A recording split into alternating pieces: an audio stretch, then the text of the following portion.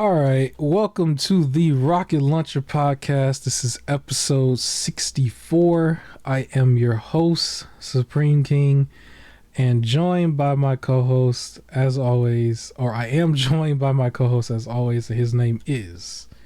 It's your guy Omazus. How you doing, man? How's I'm everything? good, man. I'm glad to be back. The weather is cooling off. All those evil bugs is going back to hell from whence they came. It's just it's great. How Okay, you doing? all right.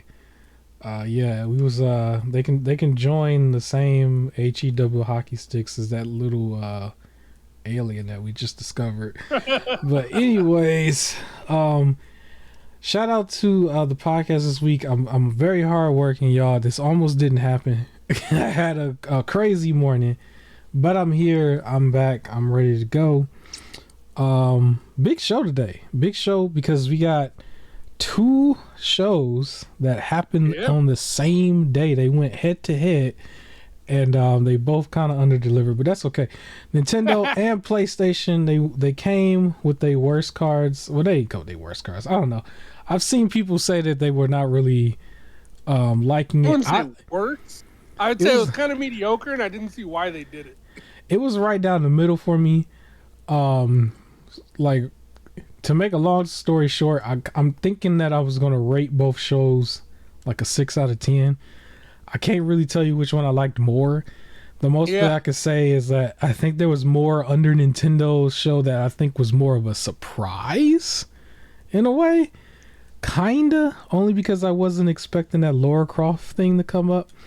But we'll get to it. We'll start off with the Nintendo show. We're going to talk about the PlayStation show. Then we're going to talk about some of this other crazy stuff that's been happening in gaming this past week, including this Unity Engine thing. Oh boy. Which is a big issue that I think we should address, similar to some of the issues we've addressed in the past with like all the delisting of games and issues with games and how they're being delivered to us. So I'm probably gonna rant on that a little bit, but Nintendo Direct. Just to begin, overall, what would you say? Would you say you liked it, or were you disappointed? How'd you feel about it overall? I was not disappointed. I don't know if like is an accurate word. Like whatever's below like, but like I wasn't disappointed. So it's nowhere near bad, but I was whelmed. I guess like it was like it's fine. Like it was fine. Like there was nothing in there I was excited about. Right. I do like not that it's some of them weren't really that interesting to me, but I do like that they are releasing a lot more like RPGs. And you know what? That F-099, just because I want them to start doing more with their other IPs. Yeah, the F-099 was a cool twist. They're taking some of these older games and open them up and making some tweaks and changes. I will say I did appreciate that the show went at a somewhat like faster pace without like overwhelming you with just a bunch of ports and trailers.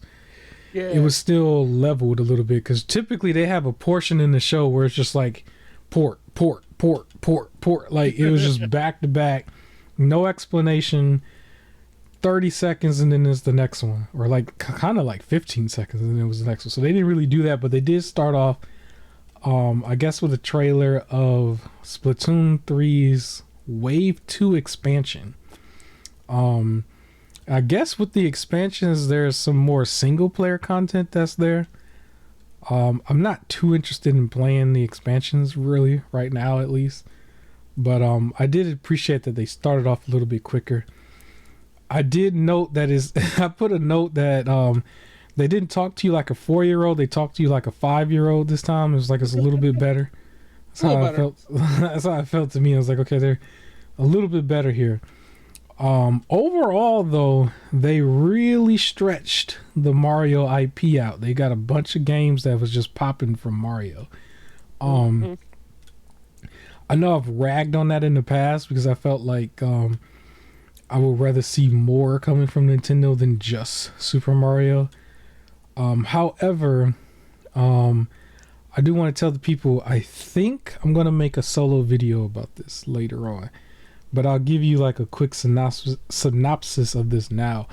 I think that because they've put out so many of these Mario games that we're going to talk about, that they're pretty confident with the real Mario game that they're going to release when they release the Switch 2. Okay. Because it doesn't make a lot of sense that you would put out this many Mario games and not hold one of them back unless you have like that Mario Kart 9 or Super Mario Odyssey 2. You know what I'm saying? Because there's a lot here, and they could have easily like held back like Super Mario Wonder, right? But they're going forward with that one, followed by Super Mario RPG.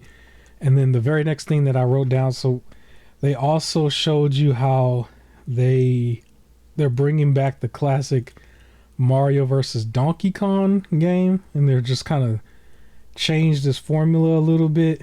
Because back in the day, it was really a Donkey Kong game where Mario was just Jumpman, and you were trying to get to him going up the ladders. But now it's like a little bit more of a puzzle like.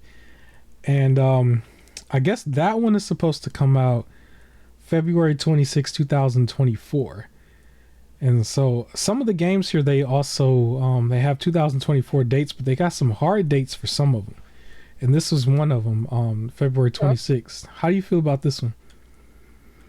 It did look interesting. It was a nice, I guess, callback to older stuff. I think with the movie that just came out. Yeah. If there were people who weren't really like fans, it'll bring in a new one. It looks interesting. Yeah, I still gotta play 2 Bowser's Fury before I pick it up, but it does look interesting. I kind of I put this on the level of what that Toad game was, where it was like this maze, because that was like more puzzle like as well. I think it was Toad something Treasure. It was like the one game I haven't gotten yet because it's like sitting there at like $35 or something. It's like, I don't want to pay that. But yeah, I'm interested in this. It'll be a while before I get to some of these newer Mario games.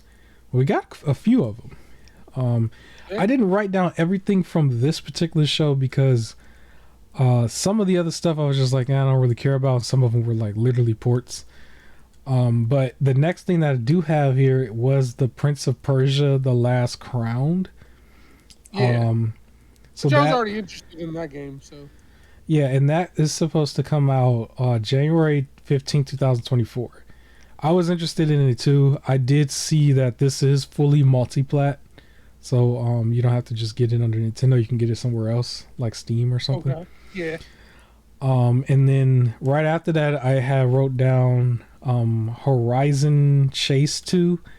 I believe I already have this under Epic Games. They flashed Epic Games as well. I think this might be Unepic Games Epic game. But yeah, that's also a multi-plat game. And I think they're just now getting it. Yeah, they are. Yeah. Cool game. Cool little racer. I got a bunch of racers. That was one of the games I actually wanted to play with like a race wheel once I finally get a race wheel. But yeah. I don't know if there's anything else in between that you want to talk about that you may have wrote down, because I know I skipped some stuff. So if I skipped over something, was the Tomb Raider? Is that announced yet? Yeah, so that's a little bit later down. But yeah, I did write that down. The very next thing I have right before that was the Mario RPG game. So the actual Mario RPG game. They show some more of that, or Super Mario RPG. So that's coming out this year, November 17th, 2023, right? So a month after Super Mario Wonder. I'm probably going to pick Wonder over this first, but I would like to play that one as well. That, along with the Tomb Raider 1, 2, and 3. I actually have the original ones on the Mayu Mini, the little Game Boy device. But if they made improvements, I'm be interested in playing that version. Same thing goes for Luigi's Mansion 2. Which is way later on, or a few games down. I had the 3DS version of that, but if I see that the gameplay has been polished a little bit more, I might choose to play the Switch version. But yeah, so Super Mario RPG has been getting a lot of, I guess, a lot of talks from like Mario fans and stuff. And I think you just mentioned something about the RPGs earlier on. So was this missing from the Mario games? You feel like this kind of genre was missing, at least on first party? Yes, only because they were already releasing like all the other Mario style games, so it's like, well, here's another one. Like a Mario style game. So only because of that, but like I don't know if you necessarily to be Mario RPG. But two games that come to mind, Bravely Default and then Octopath Travelers. So those are like more RPG games, but they get a lot more people. It's a lot more people playing those two on the Switch, and they're more bigger sellers on the Switch. And then obvious Fire Emblem. Yeah, that one, and I was gonna say the obvious one is Pokemon, right? Like, way more people are playing those, and so they didn't really make one directly under Super Mario, except for the Super Mario RPG that was like way back in the day, before some people was even born, right? And so that having, isn't that what this is though? Huh? Yeah, it's the Super Mario RPG remake. Yeah, it's a remake of the original one. I think that was on Super Nintendo or Nintendo, one of the two. NES or SNES, I mean. But yeah, so we're just now seeing something like that, I guess, directly under Mario, and just it seems like it's more of a Nintendo game, where if you look at Octopath Travelers and stuff, like that's Square Enix, and then at the same time that's also on PC. And then they have Pokemon on there, but Pokemon is also more like known to be its own thing too, more than just being like, because I think they just have a long partnership with Nintendo. I don't think Nintendo owns Pokemon. Correct me if I'm wrong. I'm pretty sure it's just a long partnership. Together. Yeah, like with the games and stuff, but remember Pokemon has its own show. It started off with its own show, card games, and like even toys and stuff. Owner Nintendo. Oh, they own it now? I guess. Yep. So Nintendo owns it. It looks like they've been owned it, but the games are made by Game Freak. Okay. Well, I didn't ever really look at them as being like, I thought they was just having like a long partnership, but I guess that makes sense because they still had their own like brand that's like so big that you don't really like associate it with it. It reminds me of like the Jordan shoe. Like I don't think anybody really associates that with Nike, but technically it's a Nike product. But it looks like it's kind of the same thing. So it looks like you came up with it, kind of like partnered with Game Freak, and Game Freak was like worked under Nintendo, so then the whole thing just kind of went under Nintendo. Yeah. But maybe they'll do more of this going forward. Like you might see another RPG game with today's like RPG mechanics. Because I imagine this is more of a remaster in a way. Similar to the Tomb Raider going forward. They did show right before we talk about Tomb Raider. The Princess Peach game actually had a full showing this time. So Princess Peach Showtime is what it's called. And they put a hard date out for this one, which is actually 1 month after their other game. So this one is March 2022. Or March 22nd, 2024, my bad. Which is going to be 1 month after the Mario versus Donkey Kong game. So Nintendo is feeding their audience. They got their holiday game, and then directly after the holiday, they've got something every month, it seems. Because they also landed the Prince of Persia in January, so it's every month. So Nintendo is feeding the people. I gotta give them some props there, because this is gonna lead all the way up into that Switch 2. I can imagine. Hashtag where's Metroid Prime 4? That's my only thing. But this looked like they took the concept of like the adventure mode of Super Smash Brothers and Super Smash Brothers Melee and kind of like expanded it a little bit for Peach, and gave Peach like all these extra things. She could do karate. She could do like some adventure she was like stuff. A fencer, right? Like she was able to sword fight. Yeah, she was doing all types of stuff, and I'm looking at it. Okay. I will still play it. It still feels like more of a girly game to me, but I probably am going to play it and purchase it. But yeah, you think this might be a strong title for them? I think it's just a concept that they came up with, but it seems like it's going to be a strong enough. Yeah. Funny enough, I don't think the Warrior game, I didn't write it down, but I know they showed it somewhere in the show. I don't think the Warrior game is doing as good as far as like popularity compared to all the other Mario spinoffs. What do you think? Because I didn't see the Wario game, not the one that they just showed. Or Warrior. Yeah, my bad. Sorry, WarioWare? Yeah, WarioWare. That's what it was. It's a tongue twister. I just felt like it was lacking a little bit compared to some of the other ones. I don't know. Yeah. But, yeah. I think the Princess Peach one is going to hit a little bit harder. I can give people a quick update, because I know I mentioned before that when we was talking about the PlayStation raising their price on the PS Plus, I did go out and get my GameStop membership. That was kind of hard at first because somebody gave me false information over there. He probably should be fired, but we're not going to fire him.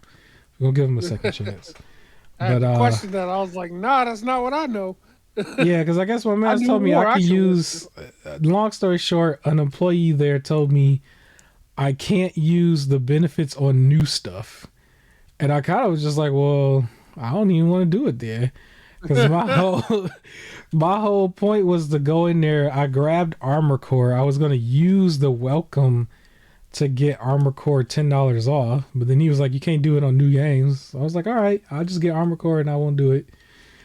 And then figured out later that was false. So I went back in there at a different time on a different day and got a different person and was talking about it. And then she was like, oh, yeah, you can do this and stuff. And she told me. And then afterwards, I saw the points and stuff when I was in the system. And so I got it. So the only reason I said that was that I think a bulk of these Mario games or Nintendo games, I'm going to be using those like $5 a month off on. Because Nintendo games do not really go down at all, while everybody else's seems to drop like almost immediately. So I'm probably going to use it on Super Mario Wonder. I think that's the one that comes out next month. And then one of these games that's coming out in the first quarter of next year, I think I might get. It's either going to be the Donkey Kong one or the Princess Peach one or one of the other ones that we're going to talk about in a second. But Princess Peach, I think I am going to get that at some point. I do think I am going to get that. Okay. I'm going to have to hide it so I don't get flamed when people see me playing it. But yeah, and then right after that, they did show the surprise of the day for me. It was more of a surprise. The Tomb Raider collection of the first three. Was not really expecting that. I did look, and it will be fully multi-plat. You can do that. You can buy this on any of the platforms. That comes out February 14th, 2024. So you can get this for Valentine's Day. Give it to your girl, I guess. On the first PlayStation, there was like 5 or 6 of these games, though. They kept just pumping them out. So I wonder if they're going to do a collection part 2 that has like 4, 5, and 6. I think it was 6. I know it's 5 for sure, but there might be a 6th one. Um, I will say these games did age a little roughly. If you played the original, Yeah. they aged a little rough. Um, but with the update, um, I mean, it looks a little better. It looked almost like if you remaster like a PC version, you know. Mm-hmm. It kind of looks like or not like somebody did a mod, I should say. That's kind of how it looks. But I don't know if we got a price. If we did, maybe if you look it up real quick, I don't think we got a price for this. How much do you think they would charge for this if we don't have a definitive price? They're gonna charge 60. That's my guess. It's gonna stay right there on the shelf if they try to charge 60. Cause I ain't got time. But the Tomb Raider 1, 2, 3 remastered. I don't think they have a price yet. okay. Can you also look up real quick just for the PlayStation 1? Oh. Was it 6 games Tomb or is it Raiders just 1, 2, 5? 3 remastered is already on Steam. It's listed on Steam for $29.99. So it's gonna be about 30. That's decent. If they did an actual remaster, then that's like $10 each. That's decent. Yeah. That's decent. What you asked me to look up? I was to say, like, was it 6 games altogether or was it 5 on the PlayStation 1? This is what I was saying.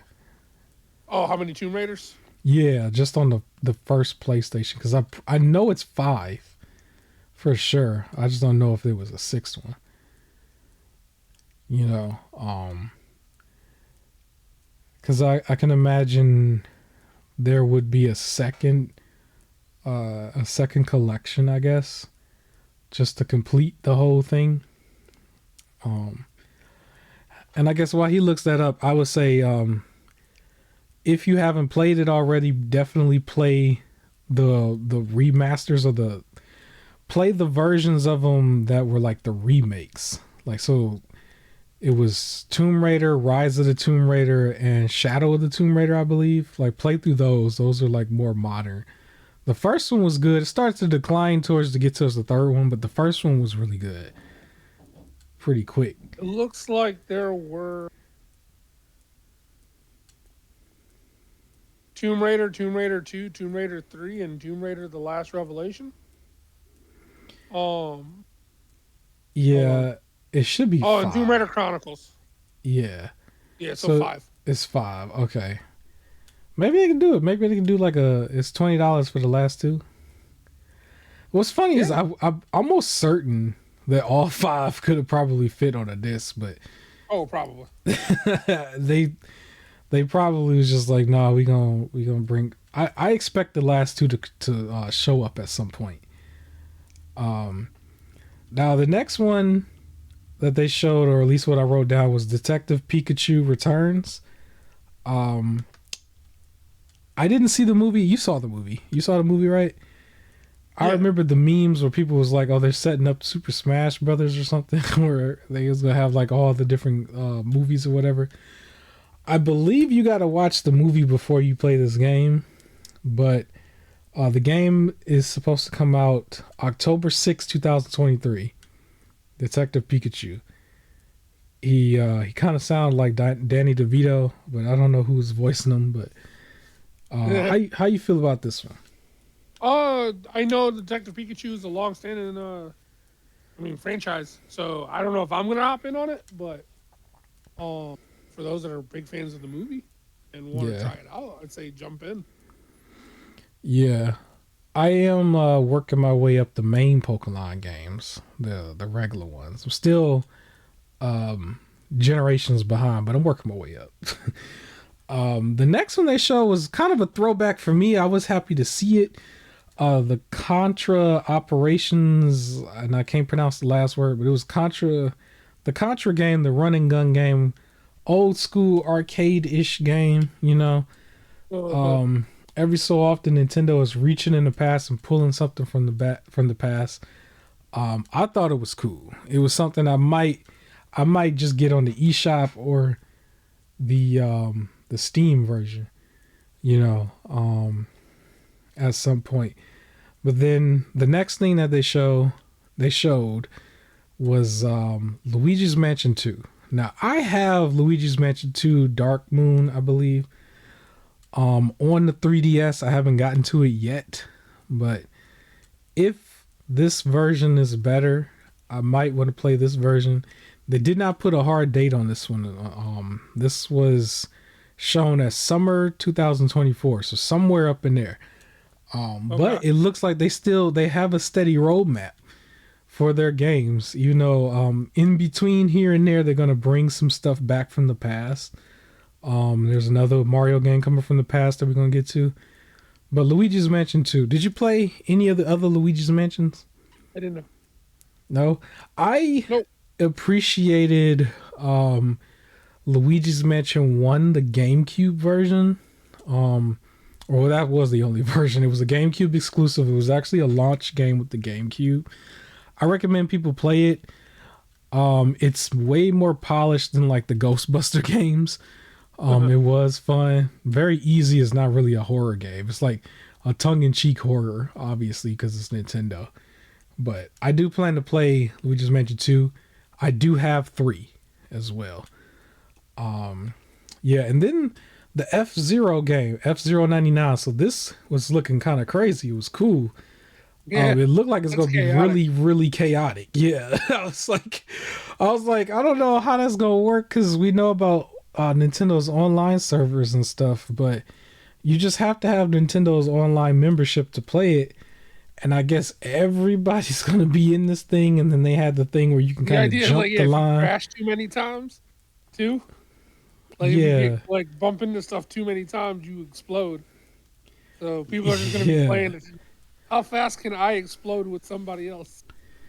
Yeah, it was crazy looking. So it looks very interesting. It does look very interesting. I do technically have the original also through the Mayu Mini or some of my emulation devices from the past. But yeah, that looks pretty cool. Now this game, I will admit, the very next one almost put me to sleep. I'm gonna be honest. This was the WarioWare game called WarioWare Move It.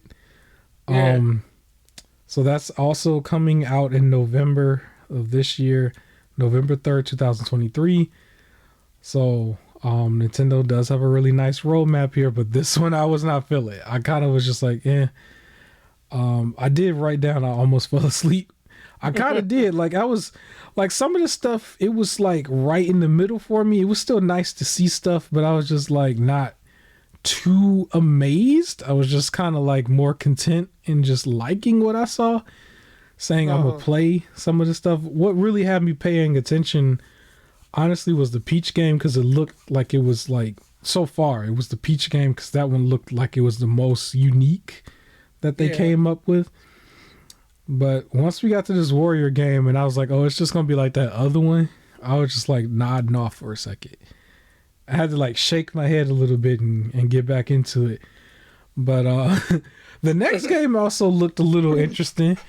It was like, we know people out here don't like to tip their waiters and waitresses. Yes, I'm calling y'all out. Y'all better tip this guy, Dave the Diver, because he goes in the ocean and catches the fish, and then he makes the sushi and serve it to you, apparently. So this one has a demo. I believe you can go get the demo now, and the game itself comes out October 26, 2023, right around the corner. I'm probably not going to get it right away, but I do think it's interesting enough that I'll check out. Pretty hilarious. Like, yo, I'm about to be down here, catching fish. At some point, he was getting chased by a great white shark. They showed that for a split second. Yep. And I'm like, ain't no job in the world worth that. But I guess he do that. And you don't know. How much would you tip this guy? You think you would tip him alive? You found out, like, oh man, this dude went right. 20%. He'll get the same. I'm like, man, this dude put some effort in, man. I don't know if I can do this. But yeah, that's coming out this October. Now the next game that I wrote down, it still goes into my theories that I'm probably gonna make a movie, or not movie, make a video on. But Mario Kart's last DLC, they said this was the last one where they're adding a bunch of different carts to this game. I wonder if they grabbed every cart you can possibly grab so far. But it looks like Super Mario Kart 8 Deluxe is complete now. I don't know if they're ever going to release like some form of like complete edition of this. If they do, it'll probably cost $100, but that's it. And so I still have the theory that, you know, they're giving you enough time to get it all out of your system before they hit you with Mario Kart 9 and Super Mario Odyssey. But yeah, how you feel about them finally saying this is it for that game? It was cool that they kept supporting it after. With stuff, even though some of them DLC packs was hella expensive and they were really just trying to make you get their super tier. Yeah. But I'm interested to see what's next. Yeah, so I'm thinking they might hit the Switch 2 really, really strongly with like 2 to 3 mainline big games and then some supporting titles. Like what I think is going to be is Super Mario Odyssey, obviously, Super Mario Odyssey 2, and then Super Mario Kart 9, and then I think we might finally see Metroid Prime 4, but I think that one's going to be cross-gen because it was promised on the regular Switch, right? I think they're going to advertise like a frame rate upgrade for like Tears of the Kingdom and some of the other games, like everything that was like running subpar 30 frames on the regular Switch. We might see 60 frames. I don't know if the resolution is going to go up, but I think they might target the frame rate. Because I think towards the end of the generation for the Switch, we were hearing more about frame rate issues than everything. Yeah. So I think that might be what they would do. And then one other game that's going to be like a new-ish game of one of their familiar IPs. I don't know what that one might be. Maybe Yoshi or something. But yeah, I'm gearing up for it. How much you think the Switch 2 is going to cost? I'm thinking it's going to be $400. I think they're going to go there. I was just about to say $400. Yeah. So towards the end of this show, they showed new Among Us content that's going to be coming out in October. I didn't pay that much attention to it. I was just like, it's Among Us, but yeah. I wasn't expecting it, but I was surprised. Yeah, more content. And then they ended this with an interesting GameCube port. So this was the Paper Mario The 1,000-Year Door with some updated graphics, and this is supposed to come out in 2024. If any of you guys are into emulation like I am, you probably can play this now. But yeah, they're coming out with another GameCube port. How you feel about them just, drip feeding some of their GameCube IPs, probably charging you $60 for it instead of just like... I don't like the cost and I don't like the drip feed. Yeah, like got them, I'll release them.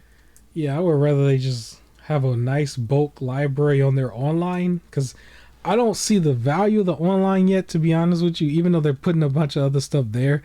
Because this drip feeding, it's like with some of these emulation devices that just give you the full library immediately. It's like, yeah, y'all can't just drip feed. I know y'all got y'all lawyers queued up for anybody, but still, at least match the energy of some of these pirates, please. But right, I found it interesting that they put this as their main event, because the actual Paper Mario game that was made for the Switch, the Origami King, didn't really do so well. It didn't do so well as far as sales, and it didn't do so well as far as like reception, like the reviews. So for this one to be last instead of like maybe the Mario Donkey Kong one or maybe one of the other ones, I was just like, Like I if it was me, I would have said put the Princess Peach one last, but I don't know. Maybe they didn't have that much faith in it, but decent show. I think it was still solid as far as the releases that they had lined up. Because it looks like from now going into March of next year, they got a released every month. Yeah. Which, you know, I don't think either of the other two bigger companies that's going head to head with each other even have it where it's every month. It's like twice or three times a year, but not every month. So I can give them props for at least feeding their fan base, but for me, again, I think it's more of a 6 out of 10. I wasn't really that impressed, but I'm not saying that they wasted my time like everybody else is saying. I don't think it was a waste of time because this was still kind of short. But how you feel about this overall? Anyway, like I said, it wasn't like I was super excited about anything. There's nothing on here that I was like, oh, I need to go get that immediately. I don't feel like it was like a waste. It was all right. Yeah, and I guess we can move on to the other show. PlayStation had their State of Play.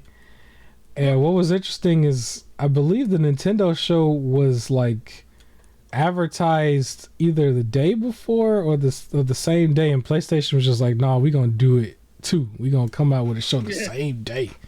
Like, they've gone head to head with Nintendo before, and I thought the last time that they did it was so good that I made a video that same night, if I remember correctly. And I was like really energetic and stuff.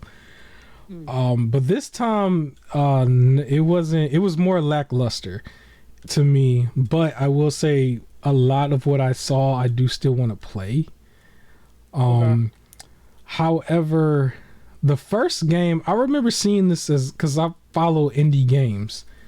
I remember seeing Baby Steps. I thought that was really weird that PlayStation would lead with that because it was more of a meme, a joke kind of game, and memes and jokes aren't like your first game that you show. Usually you start off with something strong, you know. No, they said let's get this VR out the way. It was just weird. They were like, we're starting with VR, like just throwing this out there. Yeah, because they showed Spider-Man 2, but they didn't put Spider-Man 2 in the main event this time. So I would imagine they should have put Spider-Man 2 in the very beginning. You know? But yeah, they showed Baby Steps, and it looks like a joke. It's supposed to be a joke, but it don't look like a joke I would play. To be honest. I was just looking be popular amongst the Twitch streamers. Yeah, it looked like something. Everybody's gonna be wanting to watch them fail. The more comedic people who can really provide good commentary and stuff, or say stuff back to the NPC when they talk and stuff. Like I could see that, but playing it, no, not really, not at all. It might be a PS Plus game at some point because some of their PS Plus games have been looking a little iffy lately, like Saints Row. But yeah, this game's a no for me. That's gonna be probably one of the main ones that's like a no. I didn't understand why they started with it.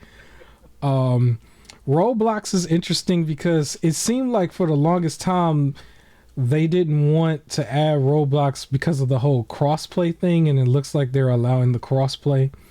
Roblox, there's a lot of parents that bought Xboxes for their kids simply for Roblox, and Roblox is so popular amongst the young generation. Goodness. Yeah, PlayStation was like one of the last platforms to get it, so they're getting it the last minute.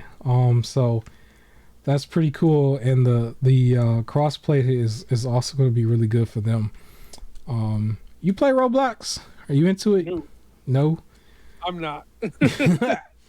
I'm not really into it either, but I will say there are some games that was made by the community that is arguably better than the real games. Like I'm talking AAA games. Some of them shooters are like really there. So yeah. But we follow this up with the VR 2 game. This is Ghostbusters Rise of the Ghost Lord. I'm somewhat of a Ghostbusters fan of the original Ghostbusters. Not so much some of the new stuff they've been doing, but at least there's another Ghostbusters game here. And I guess it would make sense to... It would probably be good to play this in VR. You know, that type of game. I could see a VR version of this game. it's not really something that I really want to play, but I don't really have a VR2 system either way, but yeah, when I get one, maybe I might try it. Maybe. Yeah. The next game, I actually just bought the Resident Evil 4 remake, the regular one, but they showed Resident Evil 4 remake in VR, and then also showed DLC. I was not expecting the DLC, so this was kind of a surprise for me. But yeah, they got the VR version of this for PlayStation 2's VR, or PlayStation VR 2, however you say it. And then the Separate Ways DLC, this is involving Ada Wong. Ada being a character that's deep within Resident Evil lore. She's not really a mainline character that you play as like completely through the games. It's usually like just for a small section. But she is a main character within the game verse at least. So yeah. How you feel about this DLC? I wasn't expecting the DLC from a remake. That was not. I wasn't expecting it. Yeah. But I mean, it's cool. She's a cool character. It's like you do some like, it's the closest to like Batman, like in that universe. So, that seems cool. Yeah, I'll look forward to it once I get to the remake. But the next game, this game is still kind of tongue in cheek to me, even though it's supposed to be taken seriously. Avatar Frontiers of Pandora. Yeah. I didn't see the next movie that they had came out with, but I will say graphically the blue and stuff looks really good in the graphics, but I can't take the idea of this being a first person shooter. It seems so odd that we would give that thing a gun and run around with, but yeah, that's it looked goofy to me. It just looked goofy. I don't know. But yeah, for anybody out there who's into Avatar, you finally got your game, I guess. I don't know, but enjoy it. The next thing, Ghost Runners 2. I had the demo from the first one, and then I think it became a PlayStation Plus game at some point. This also has a demo for it, so you could play the demo of this one as well. But I didn't play the full version of the first game. I did play the demo of the first game. I kept losing, and I was like, I kept falling or it kept getting shot, and it's like you instantly die and got to restart that tiny little piece over and over and over and over again. And I was just like, it's not really for me. But yeah, Ghost Runners got a second game, man. How you like this? You like this? Did you play the first one? I didn't play the first one. I mean, good for the fans. I didn't play it. Did you play the demo? You didn't play the demo? Nope. I already knew it wasn't my style of game. It's trial and error until you can figure it out. Yeah. And it's so fast paced though that you can't really sit there and think about it. Like I'm more of a like go through the like Gears Tactics or Persona 5 Tactica kind of. Maybe I'm thinking about it. I'm writing the math out or something. It's like that's just jump off a cliff and then get back up and jump off the cliff again. It's like I don't know if I'm really into that. But at least for the people who are, they got a sequel and a demo right before the sequel. All right, and then the next thing they showed. Now I'm kind of into this a little bit, but like I said, I was going to make my upgrades to the systems during. I said this before in a previous episode. I will make my upgrades to both systems, the PlayStation and Xbox, at the official halfway mark. We're actually very close to it, but they show what they call the Deep Earth collection of the console covers. And I was digging the blue a little bit. The silver one looks too much like the white to me, but silver looks like white, and I swear that red one didn't look different than the other red one. Yeah, the red one kind of looked the same a little bit, but I did like the blue. It had a nice blue color. Everybody I know before was all trying to make their PlayStation black. That was like a thing. And I guess whoever got that out their system, they can probably turn it blue or red or even silver. I don't know how many people are going to buy a silver. But my whole thing is that the console covers was not in stores, similar to like the systems and everything. And I feel like they should at least put this in stores. Even Like, what's the excuse that these are not in the stores? At least the other ones. So if they're gonna come out with these, please put them in the stores and the controllers. You know, put them in stores. But yeah, the next game they showed was called Helldivers 2.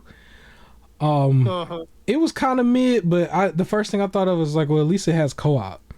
At least it has some co-op here. But how you feel about this? Just shoot some stuff, Like, revive each other. yeah, that's what it looks like. It looks like one of those games where you go through, shoot a bunch of little bugs until the big bug comes, and then you get some loot, and then you do it again. Like, so pretty simple. Well, it'll be fun with friends for a little while, but Yeah, this looks like it's destined to be on Game Pass and PS Plus Extra. yeah. But I don't know who's gonna be buying it straight up. But the next game, the game I said should have been in the beginning. They showed Spider-Man 2. I remember them saying beforehand that this was supposed to be a third party and indie showcase. Well, they shoehorned Spider-Man in here. Oh, of course, because it comes out next month. So they just kind of showed more Spider-Man, which was fine. Maybe that's why they didn't lead with it, because it's still supposed to be an indie showcase, and it's like we can't lead with Spider-Man if it's supposed to be a third party. I don't know, but it's here. It's just here. Yeah. Which is fine, I guess. I don't think anybody was going to complain about seeing more Spider-Man. So this comes out in October. What was the date on this one? I didn't write the date on it. Oh, it's October 20th. October 20th. So it's actually going head to head with Super Mario Wonder then. If I remember correctly, that was October 20th. And this is an interesting thing, chat. Or not chat. We're not live. Interesting thing, audience, whoever's listening, because I believe I was going to use my GameStop rewards on Super Mario Wonder day one. And I think my co-host is going to buy Spider-Man 2 day one. Sure am. So that's pretty cool, I guess, in itself. But I would probably track that. Let's see who wins that month. I think, who do you think going with? Mario versus Spider-Man is pretty... Spider-Man. Like, we can't really count Mario out, though, because it's still... No, Mario is still... I'm pretty sure We'll see. Spider-Man. I think... I don't know whose website I got to look up, Mario but... Wonder is gonna get a heavy spike of sales around Christmas time. Like, yeah.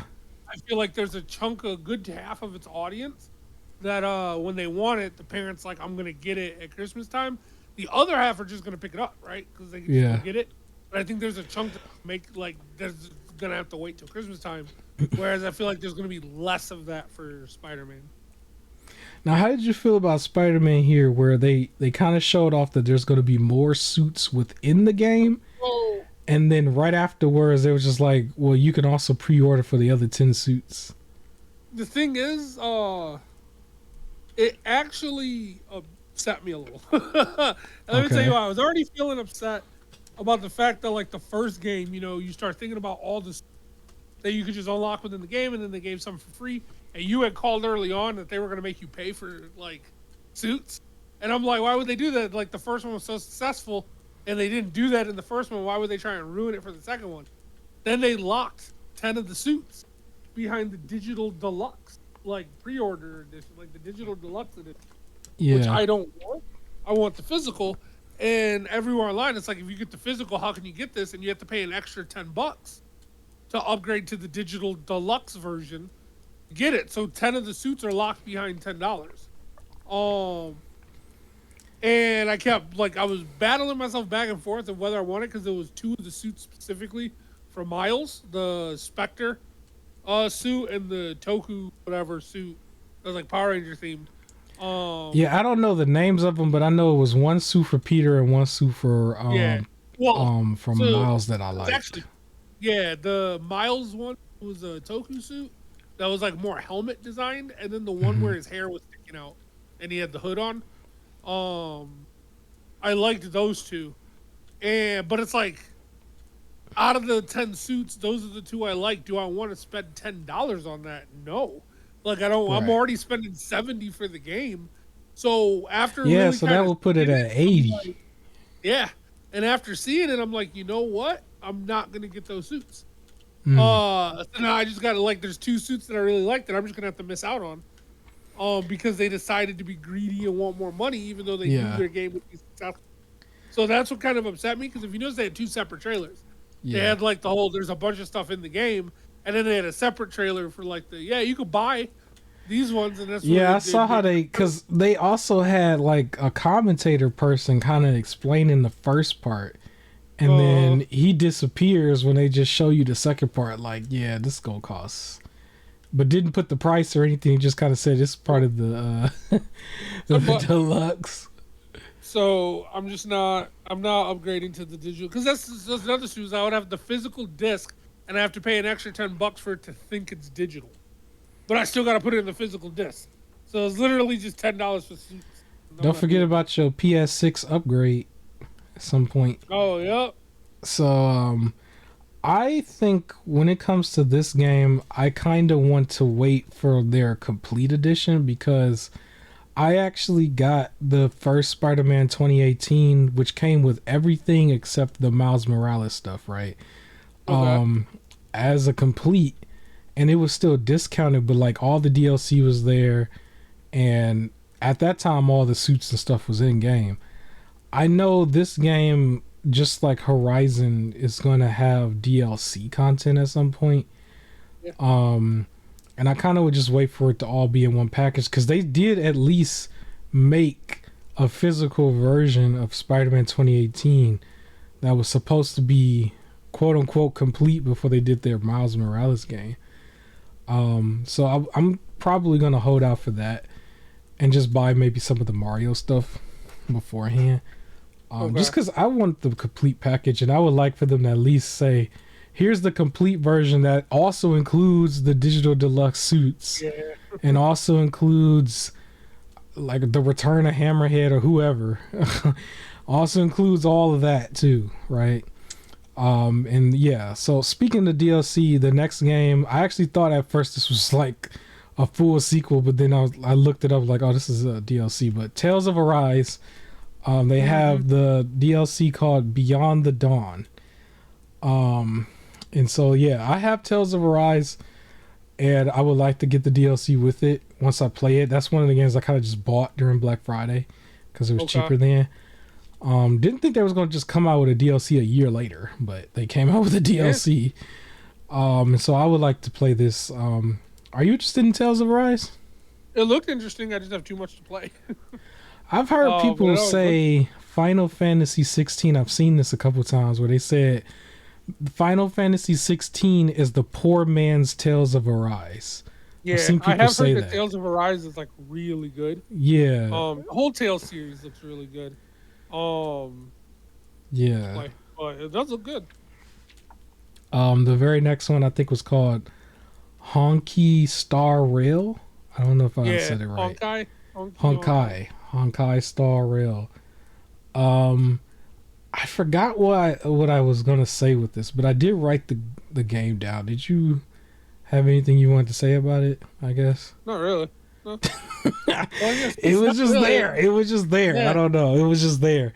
It's funny because right after that, they put right before their grand finale Foam Stars, and Foam Stars was something that really got a bad press before.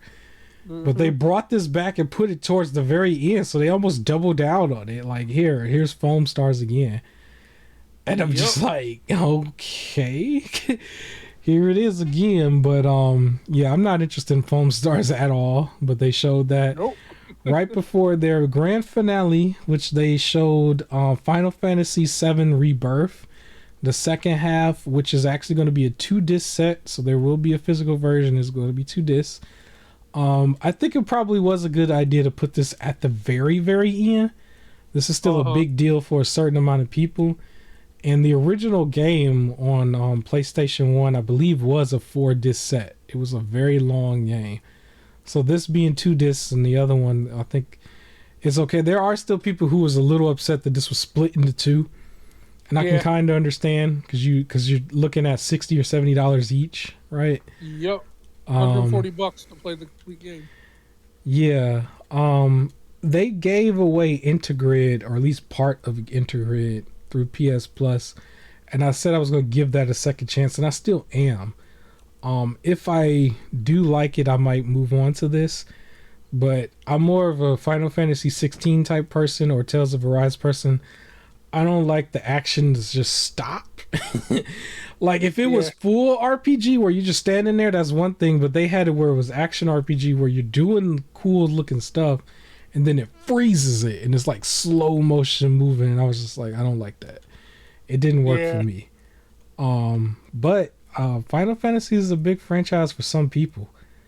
Um, I guess it's a big franchise for some people. It kind of, I think this is a good transition though. But first, before I transition to that, I would like to say this was still another 6 out of 10 experience for me.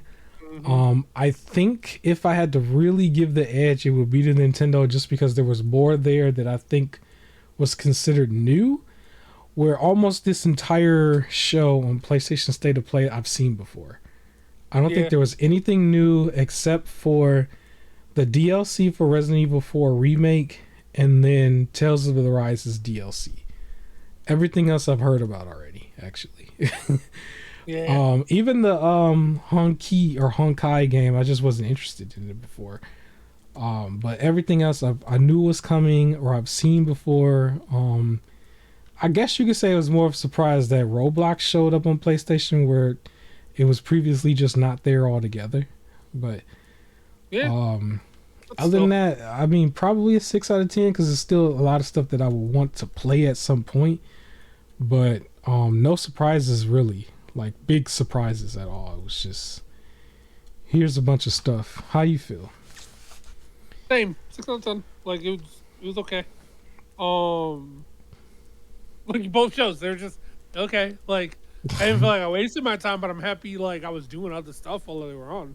Like they're just okay. Yeah, yeah.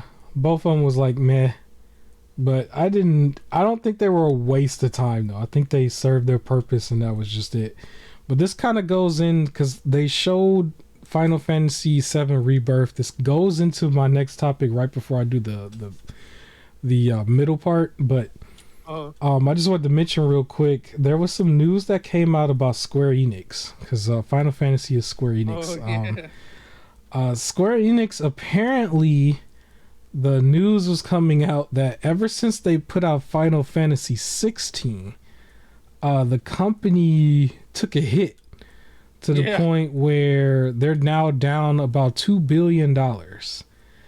And I'm kind of confused on that about like how they're saying it's Final Fantasy 16. I did talk to a Square Enix fanboy who was kind of upset about these kind of headlines because Final Fantasy 16 is probably one of his games.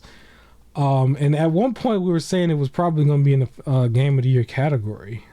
So I don't know how it fell from grace that much. I don't know if it's 100% on Final Fantasy 16. I would like to say let's put some of the blame on No, probably Marvel's Avengers. yeah that Um, Forspoken.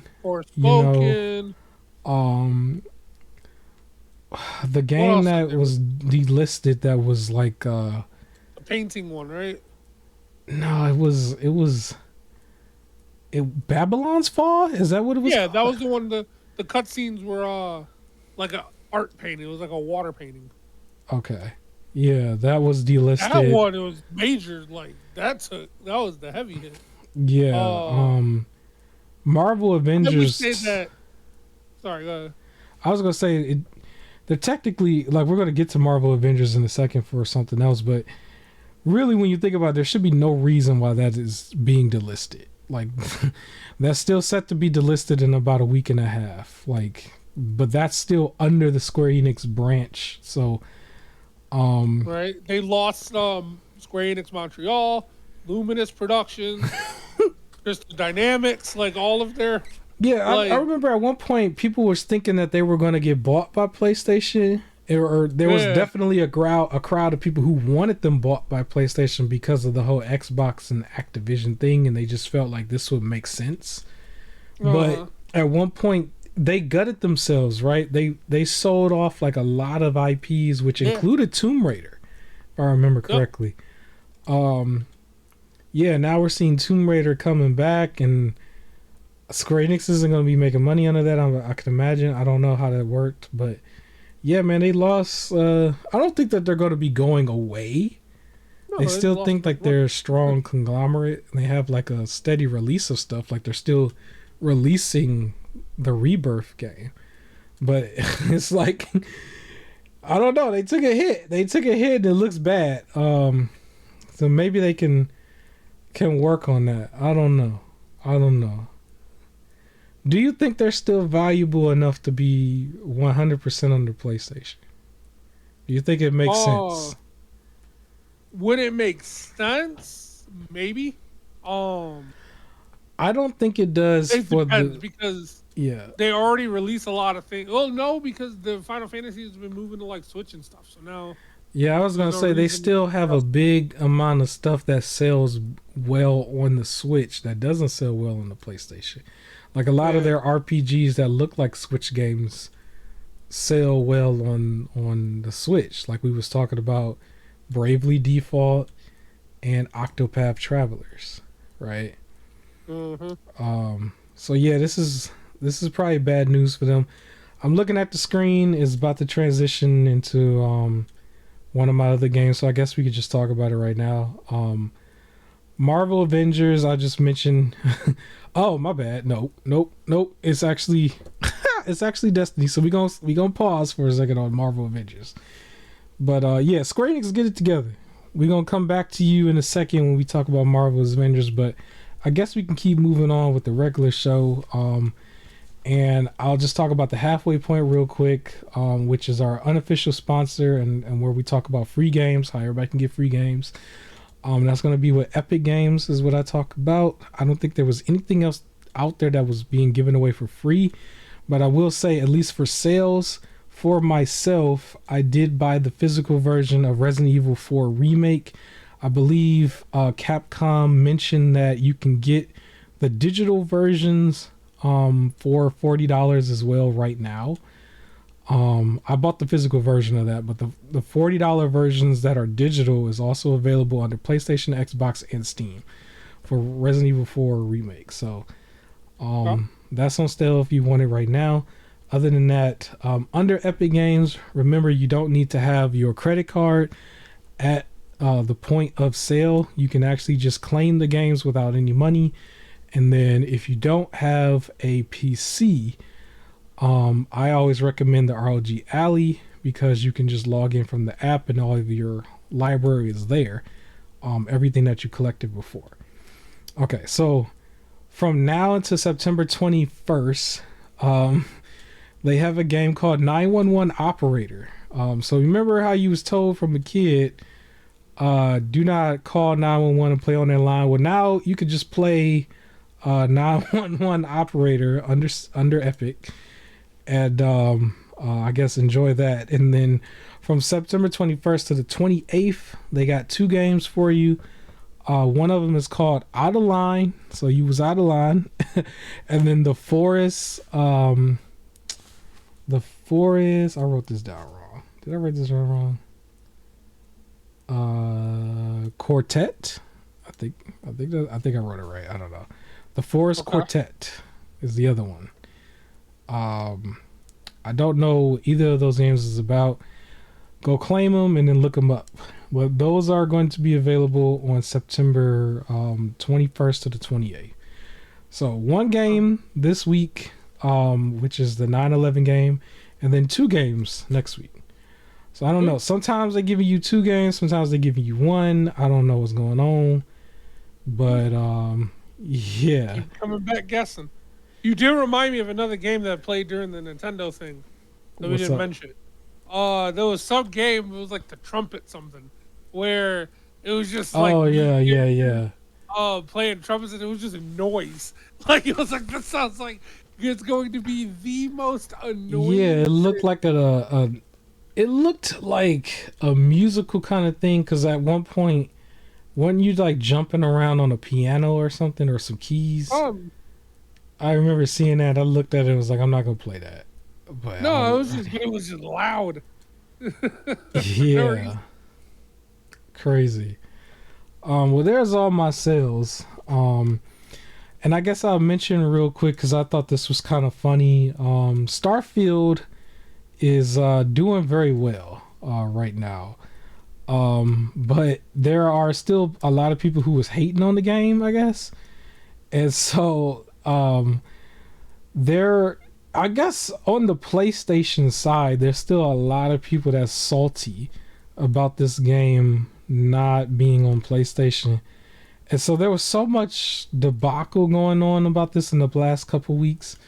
But I thought some of the mods and stuff was kind of hilarious because people was doing too much. But apparently there was a mod on the PC version where when you start the game, it brings up the PlayStation logo, like that logo that they have where it's like PlayStation Studios and stuff, and then it goes into Starfield. Like, so somebody did a mod like that. That's funny. It's just like you do it too much. Like, it can't be that serious. That's just my thought process. Is like, it can't be that serious. And then It's not. a channel that I follow, even before I was getting into doing my own YouTube creation.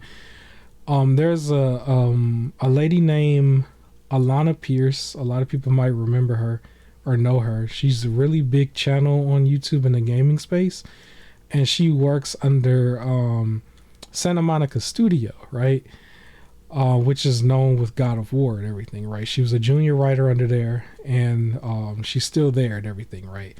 But in the industry, she has a lot of networking friends and stuff on all the platforms, and she still gets like, codes, review codes and stuff of games on other platforms, like while she's still working directly under PlayStation. And so she was one of the people who got Starfield early, right? And so she was able to play this, and apparently she even made a video about this addressing it, but there was like people calling for her to be fired because she was playing the Xbox game, and at the same time she still works under the PlayStation. And so she addressed to that and how silly and ridiculous it was and stuff, and it was just like such a crazy thing. But yeah, so the PlayStation audience is just like not taking this very well, I guess. And then the original the original creator of God of War, he's very well known on YouTube as of late. It's like he's really jumps on a lot of channels and basically goes back and forth with a lot of fanboys or whatever. But his name is David Jaffe.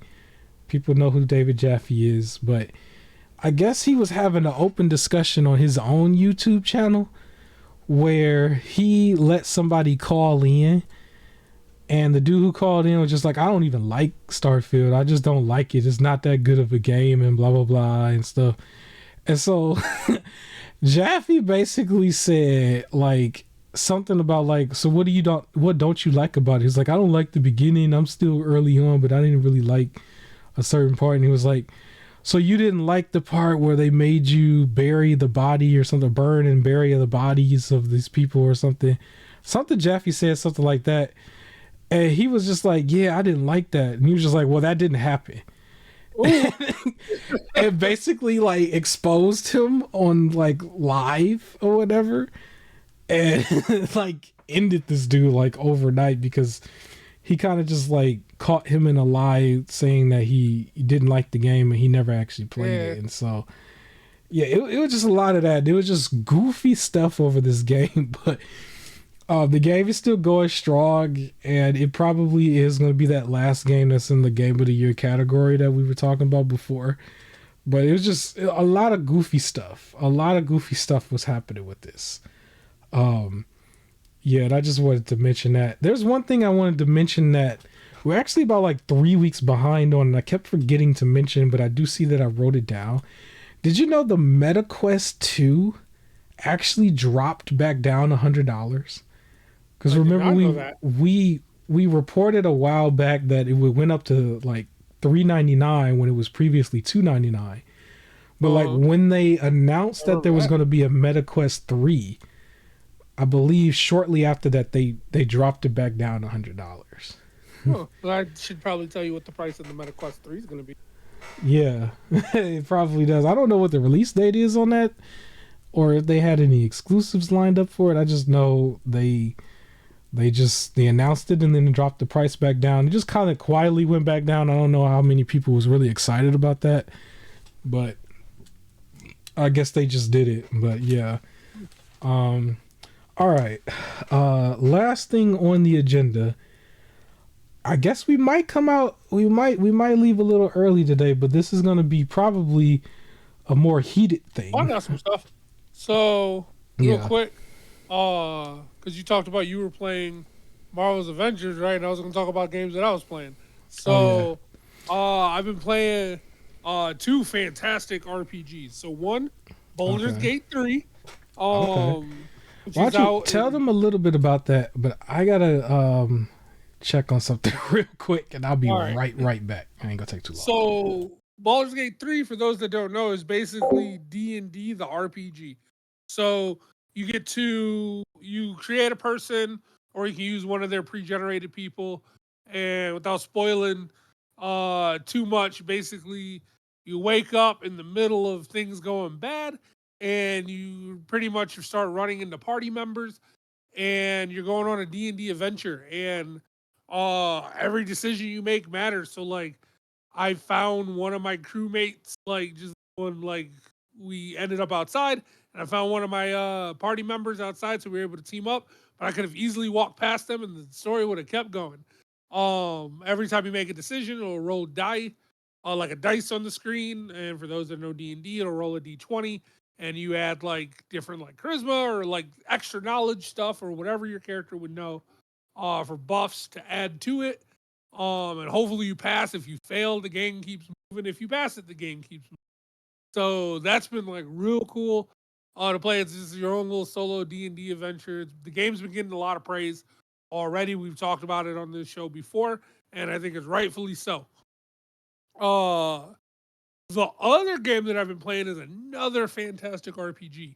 So Sea of Stars, which came out. I know there was a lot of talk in the RPG world between Sea of Stars or Chained Echoes, which one to get. I didn't get a chance to play Chained Echoes, but I would say Chained Echoes is very similar to your old school Final Fantasy games from what I've seen when I've watched gameplay of it. And Sea of Stars would be a little easier on the RPG element like Pokemon. Um, but you play as these two warriors. One's powered by the sun, one's powered by the moon, and you're pretty much getting a party and you're going through the story. It's a fun story that I've been enjoying so far. The characters are extremely lovable. Um, yeah, I mean, I love these characters. I love working with these characters that they have in there. The combat is turn based, but like you have not like quick time events, but more like you can do damage, but if you hit a button at the right time, you do extra damage. And same when you take damage, if you hit a button at the right time, you'll take half damage. Um, so that sort of quick time event, but it's not like 100% necessary in order to go through the game, but it helps. Um, and then it's exploration. So you just kind of walk around, um, and get a sense of where the main story goes, but of course, go off that normal path because you'll run into different treasures and stuff like that. But so far, it's a really solid RPG. So it's like my month has been two solid RPGs while I wait for Spider Man. And I don't know if Spider Man's going to actually knock these two out of the rotation. Like the plan is to play Spider Man, but I think I'm just going to end up having to have three games on the table instead of two because these two are like really good. I don't know if you back yet. I am back. Um, awesome. That's good. I'm gonna be honest. I just went and took a bathroom break. I needed to take one, but Do what you gotta do. um, yeah. Shout out to the RPGs. I found it that like when I focus in on one game at a time, I really get that done. Like almost like it don't take too long at all. One of the games I was playing was Marvel Avengers. I do want to wait until that footage comes on the screen, though. We could probably move to the next topic and then go back to that. Because I think I said this was the last topic. It's probably not going to be the last topic. The Marvel Avengers one would be the last topic when the footage comes up. But yeah, now this part is probably going to be a lot more serious because we're going to talk about this Unity engine situation. And this goes back to some of the stuff we've been saying now for the past few weeks. Is something's going on with this corporate greed that it's gotten to the point where it's attacking the fan base and the developers now, right? Like everybody's taking a hit. And this is also something I don't think I've ever heard of before. Like, because I can only imagine. So, well, let's go through the details. Apparently, the creators of the Unity engine is trying to charge a fee for every time somebody downloads one of the games used by the engine. And they're trying to charge it to the developers. Yeah, they're trying to charge the developers. I don't think I've ever heard of this ever anywhere on any platform, and apparently it would even count if a pirated version of the game gets downloaded as well or installed as well. Somehow, some way, they'll be able to check and track that. That is so absurd. I've never heard of that. And it's like, if you sat there and reinstalled, they would pay each time, apparently. Yep, they had to walk back on that because they said FaceTime, but there was also a clause in it that they said they could charge for retroactive stuff. So even if this implemented in January 1st, they could just be like, you know what, anyone who downloaded your game in 2020, like you owe us now. And it's like Unity wasn't failing. Like they were making money off of like the bigger corporations, I guess, paying them and everything. And for all intents and purposes, they were fine, right? Like you had your engine, and this was a way for people who don't have lots of money to get their creative ideas out there, right? And it's just, why would you do this? Like, I'm not understanding. It's this like we said, this idea of corporate greed. Like PlayStation's fine. Why'd you need to up the price? Xbox was fine. Why'd you try to up the price? Well, they still updated the price of Game Pass too. Like, oh yeah, that too. But then Spider-Man was great. Why are you locking? Like one of the most praised things was all the suits. Why are you locking suits behind a paywall? 2K, you're doing fine.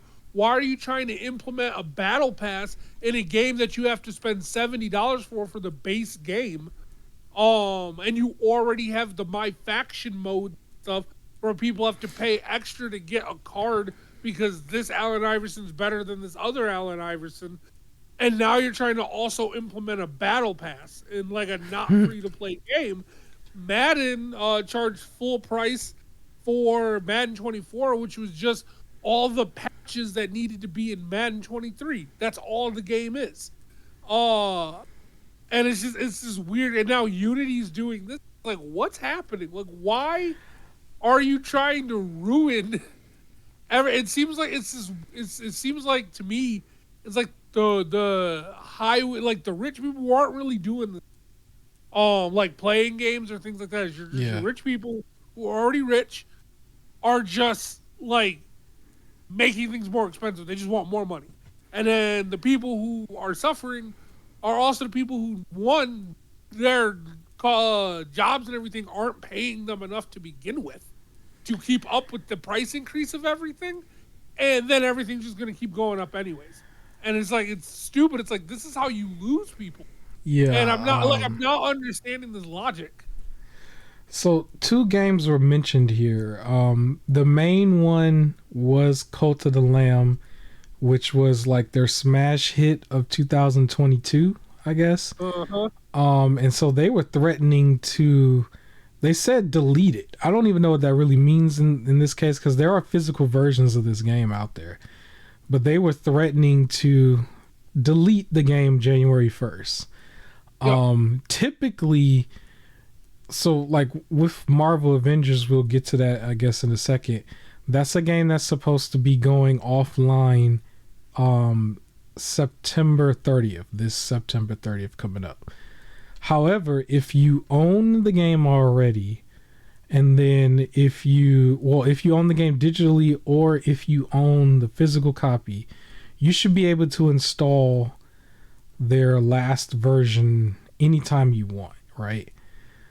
In this case, with Cult of the Lamb, that should be the same situation. However, what's not being avoided is every time you install this game, like they'll get charged, and that seems like it would have been like forever. So if you was somebody, like if this gets as old as like the Xbox 360 game, right? Or if somebody pops this in 20 years from now and just installed the base disc version or whatever, like it sounds like every single time the game would have been installed, they would have been charged a fee. And I believe I saw the fees, they were like on a sliding scale where if the game had sold over 1 million copies, then it would charge you a penny each time. But it's still like, I saw something that was like, no, I saw something that was like 200,000, then it charges you 20 cents. Yeah, but it's like each time it's still leveling out where they will get hit with like $1 million plus per game, which would like instantly bankrupt them, is what they said. When you say like 20 years down the line, it doesn't even have to be that far. Like, imagine how many times you're not gonna really play in this game, so you delete it to say make room for something else. Right. We don't have space. Done, you want to re-download it, right? Like, because you want to try it. Yeah. Or what happened with like Remnant, right? We beat it. Or World War Z, where you beat it, we're done, and then it turns out a new DLC comes out of nowhere, and you're like, all right, well, I do want to hop back in, so you re-download it. Right. Now the developer can sit again. So now poor developers are begging you, please don't uninstall the game. Like, if you're gonna still play it because we can't get hit. That's the thing too, because I'm one of those people who decided, like I said a long time ago on the podcast, I'm not buying those SSDs because it didn't serve me a purpose like when I bought the HDDs. It worked for me on the PlayStation 4. It doesn't make sense for the PS5.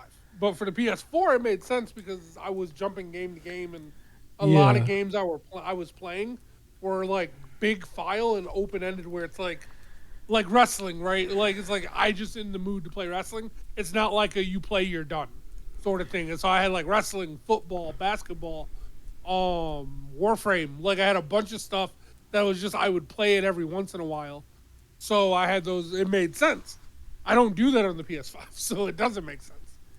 Yeah, but at the same time, for me, it was because like everything wasn't getting updated when I needed it to be.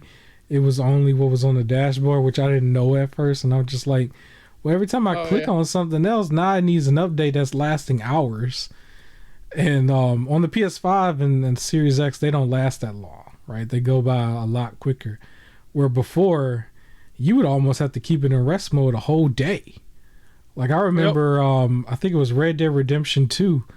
Like, it went over a day to have that installed on the system. Like, literally. It went over a day. And I had it in rest mode for 2 days. Pick up a game, I put the disc in, and then put it in rest mode and leave, like, work or school.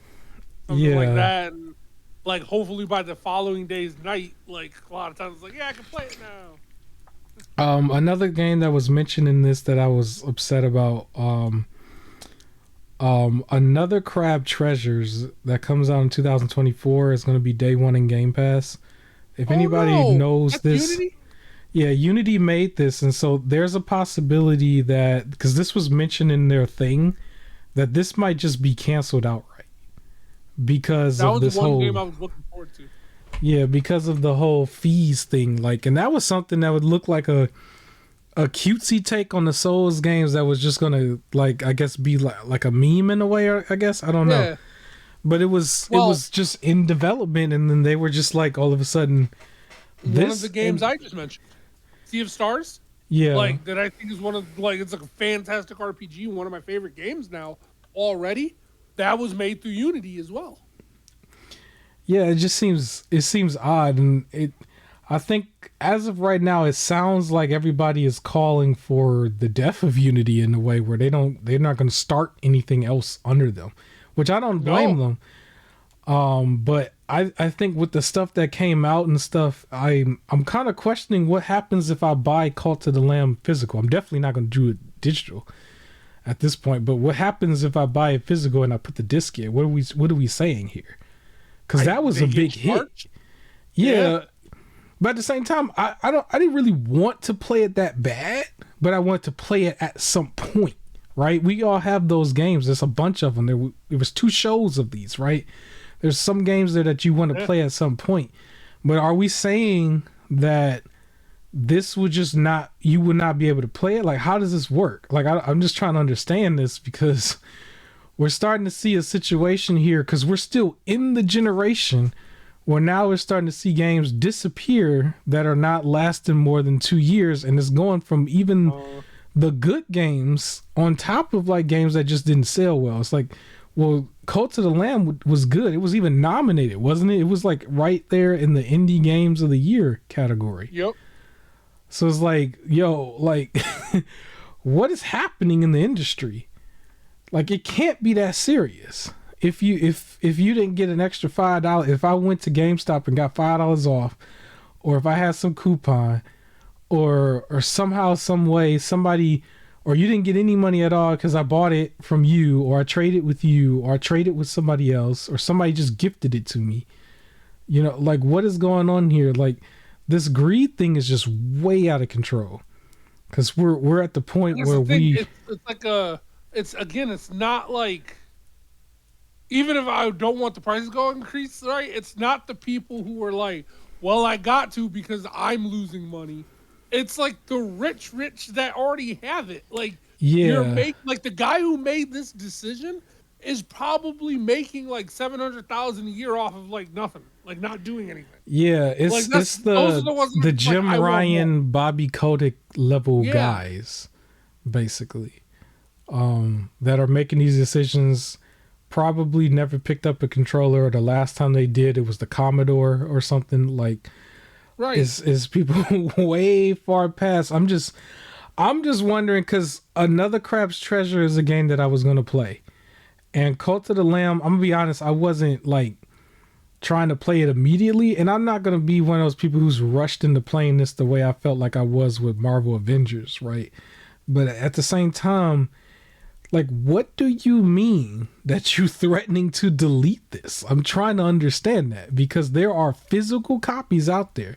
There's one in my Walmart that's near me where I frequently shop. So I want to know, because this is also a multi-plat game, basically. Yeah. So what do they mean by it being deleted? They just threatened it come January 1st. And I would like to know now, since this came out, are you saying they moonwalked on this? Do you know? They took back the retroactive pay part. That's it. So far as I know, Unity only, because like originally they said in their little thing that pretty much anything that released before the 24th can be determined to like be charged, and that part they walked back on. Okay. So it seems like they might be trying to do anything after January 1st that's made, so if it's released after. Well, here's my thought on it for me. I think this might end up in my Black Friday list. Cult of the Lamb. I think it might end up in my Black Friday list. It's a $30 game that might drop in that time frame.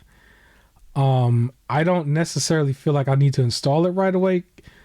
But while I finish my thought, can you look this up? What's the install size for this? Let's say PlayStation and Xbox Series X if you can. Cult of the Lamb? Yeah. What I'm just trying to understand is, let's say I do buy this at Black Friday. Let's say it's $19.99. That's usually where some of these games go, and that's where I scoop them, right? I buy it, and then I decide to 4 gigs. How many gigs? 4. All right, so this is tiny. So maybe you can install it beforehand, but I'm just saying, what happens if I decide to install this January 2nd? Yeah, and I think they ran back on the thing about it affecting games that came out before 2024. Okay. That was they took that away. So it's anything that comes out after. Okay, so if that's the case, then Cult of the Lamb might be saved, but Another Crab's Treasure might be up in limbo. That was a game that they mentioned directly. And that sucks because it's like, it's not even that game's fault. I would like to play it. I play the Souls games that are not from software. One of the big ones that just came out Lies of P. Yeah. Also, day one on Game Pass. It apparently Well, is hot right now, right? Like, I another thing don't. that bothers me though is the fact that with every game that's like planning to come out next year, Yeah, that means they have already made their contract with Unity and have been making this game, and Unity just they rewrote the contract mid contract, right? Like you signed up for Unity under this pretense, you started working on your game, and then a couple months before release, right? It's not like anyone's starting to make their game in November on Unity. All of these have been made through, and you're like, now, because you're not going to get it done this year, we're actually rewriting the terms. And it's you're doing that mid, right? Like you can't do yeah. that. What's also crazy about this is a lose lose situation, because if it's popular, then you're fined heavily, basically, right? Yeah. But then if it's not popular, you didn't make no sales. Yep. So it's like, what are So we doing? Like I there's don't another understand. game, Wizard with a Gun by Galvanic, Yeah, or Galvanic. That's coming out October 17th. And they said it's their last game with Unity as well. Like, because they're just like, yeah, you just up the price on us, like we're done. So everybody's yeah. moving away from Unity. As they I don't should. know who the Yeah. competitor is, but like, Well, it's just weird. It's the same. I Like how I said, mean, I'm done with like I'm not gonna renew my PS Plus yeah. from the price increase stuff, and I hope a lot of people are doing the same. Um, it's It's just just crazy because like gaming could die overnight if it was Unreal Engine. What if this was Unreal Engine 5, right? Like, what if it was like Capcom's like engine, the Resident Evil engine or something? Like, if like the real ones or the bigger ones started to do this, like gaming could die overnight. Like, it could literally die overnight if this was the case. Um, but I just don't understand the concept of like you can see if somebody installs it, because it's like, what if those random people, those 5 or 6 people who are off grid or something, or just they don't have internet and they're only playing the disc version itself? Like, how do you track that? It's so many things that I'm just not understanding. so um they are running back on stuff. They're trying to say, and they're using jargon that I feel like can still like confuse people. yeah, It's saying, for one, they're trying to say 90% of their customers will not be affected by the changes, which that's a lie. Unless they're saying most of you don't yeah, make money anyways. but it But sounds then like the main thing with this particular case is it's 90% of the developers, it's not the customer. Like, that's what they mean. Like 90%, they're yeah, trying to say 90% of their developers won't be okay, impacted. But they said fee on new installs only. So it says once you meet the 2 install and revenue thresholds, you only pay the runtime fee on the new installs after January. So they're two, like if you sell 200,000 or if you sell the whatever, like let's just say 1 million, yeah. is if you hit 200,000, you pay them. If you hit 1 million, you pay them again. It's not 200,000, 200,001, 200,002, 200,000. That's what they're saying here. Yeah. Um, it says you only pay for an install, not an ongoing perpetual license royalty, like a revenue share model. Then how do we define and count installs? Assuming the install and revenue threshold are met, we will, or like you pay them if you reach this many installs. You pay them if you've made this much money. Is what they're trying to say. And it says developers are not responsible for paying a runtime fee for reinstall charges, fraudulent install charges, trials, partly played demos, and automation installs, web and streaming games, or charity related installs. So what they're trying to say is basically if you sell 200,000 copies or you make this much money, those two is the two situations where you pay us. Other than that, you're good. Um, but you're still like rewriting the contract. It's like if you're developing this game, you already spent this much. It's like, and if you sell 200,000 copies, pay us again. And if you make this much money, pay us again. That's what they're trying to say. And they're like, don't worry, we're not going to keep charging you for all of them. It's just if Yeah. you are So successful, we'll charge you twice, Unity is along with dead. whatever you already have to pay. They killed themselves overnight, and they should be gone. They should be gone because that is absolutely absurd. People, when they said we're clarifying, not that they're running back, they said they're clarifying confusion and explaining it. People are posting the original stuff that they said and was like, how are developers supposed to trust you if you're going backwards on your word again? Yeah. At the same time, like, this is definitely a gaming channel, but if the future of gaming is going in this kind of direction, and let's say somebody decides to be smart and last minute they say, well, they're charging us every time we install, it would be over. That would be it. There's no way. Yeah. Dude, they are directly saying the opposite. They said you will not be charged for demos, but in their question and answer thing, it says if a game that's made enough money to be over the threshold has a demo, the same game, do installs of the demo also induce a charge? And they said if it's early access, beta, or a demo of the full game, then yes. But they just said you don't get charged for demo. That's just insane. Cause now, like, let's say it was on us, you just all of a sudden included like a data cap within a data cap, almost in a way. Cause we install and uninstall stuff all the times. Like we just did that with Destiny, and it's like it would be over. I would switch to my second channel that's got zero content on there, and I would just talk about movies and music all day, or movies all day. Like it would be it. Like no way. If you sold the game within the past couple years and you met those thresholds, then yeah, you have to pay them.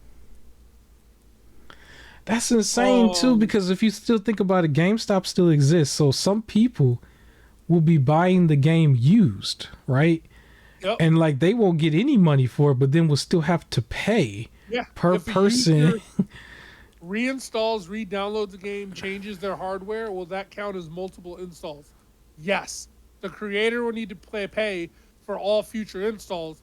The reason is that Unity doesn't receive end-player information, just aggregate data. So what they're trying to say is if I installed the game and then I deleted it and then I reinstalled the game, they're not told that I reinstalled. All they see is it was installed twice. So yes, you have to pay because we don't get all that information.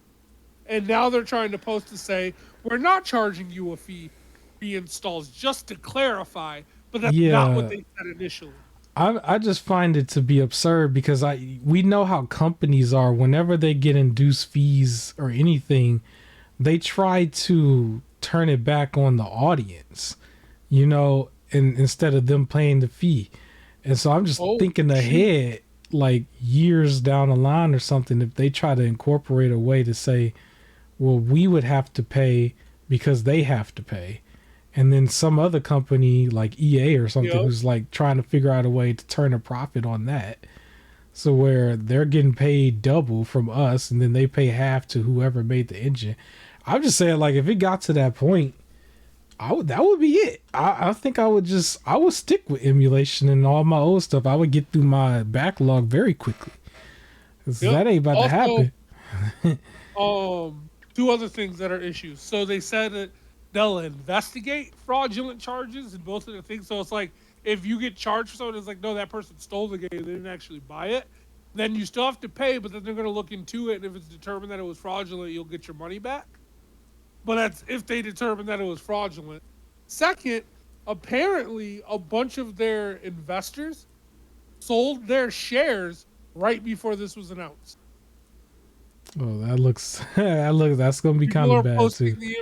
Posting it with names and everything. They're like, oh, people have been busy this month with like a sell and an automatic sell to get money right before this, so they might get investigated. Yeah. But that we might have to see the death of this engine, I guess. I don't know how Cult of the Lamb is very different from Another Crab's Treasure. But if they were both done in the same engine, it's still cool. I want to play Another Crab's Treasure. I hope this doesn't go. I've been wanting to play that, and now I probably won't be able to. Yeah, it would suck that it would have to go away. There's not like we literally don't have a shortage of Souls games at this point. Anyone who's been playing on Unity, if they don't want to get this fee, they have to restart. So that's so much money, so much time that has been spent to restart and relearn a new engine that you also still have to pay for, or deal with these fees because you can't get it out this year. But even if you get it out this year, it don't matter because they said they can go back. I think that's the part that they did straight up run on, that they won't charge you for previous. So Yeah. if you can get your game out this year, you might have to. Some of the people might have to release it this year broken and patch it later. That would be an interesting Just thing. say Like, we're would it be trying to avoid justified in this case? I guess I I don't would know. I would accept it in this case because they're being screwed over for releasing a Yeah. fixed game. So they could even release it and just say, "Hey, we're releasing it now. You don't have to necessarily buy it now, but we're releasing it now. It's not working yet." Like straight up, just we're just avoiding the Unity. Yeah, that's We'll let you know when it's good to buy. so crazy. That's just crazy. If they don't get charged right, let's say the scenario is that they put out another Crab's Treasure, let's say broken, but it's because they didn't want to get charged yet, and it's to avoid the charge. I may have like a political moment where I might buy that day one. To support. Me too. I think I might have that.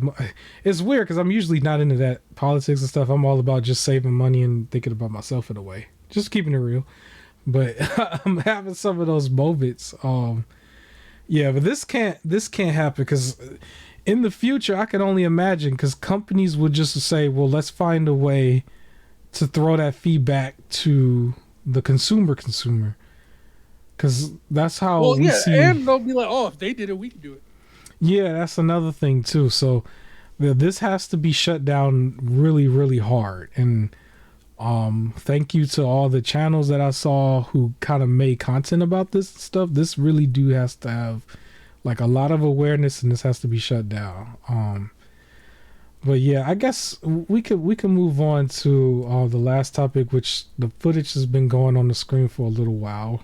But I'll just mention real quick about my experience with Marvel Avengers, and then we can go play some Remnant 2. But yeah, this was another game that's being attacked in a way. However you might want to think about it. But basically, it's a done deal that Marvel Avengers will be shutting down this September 30th.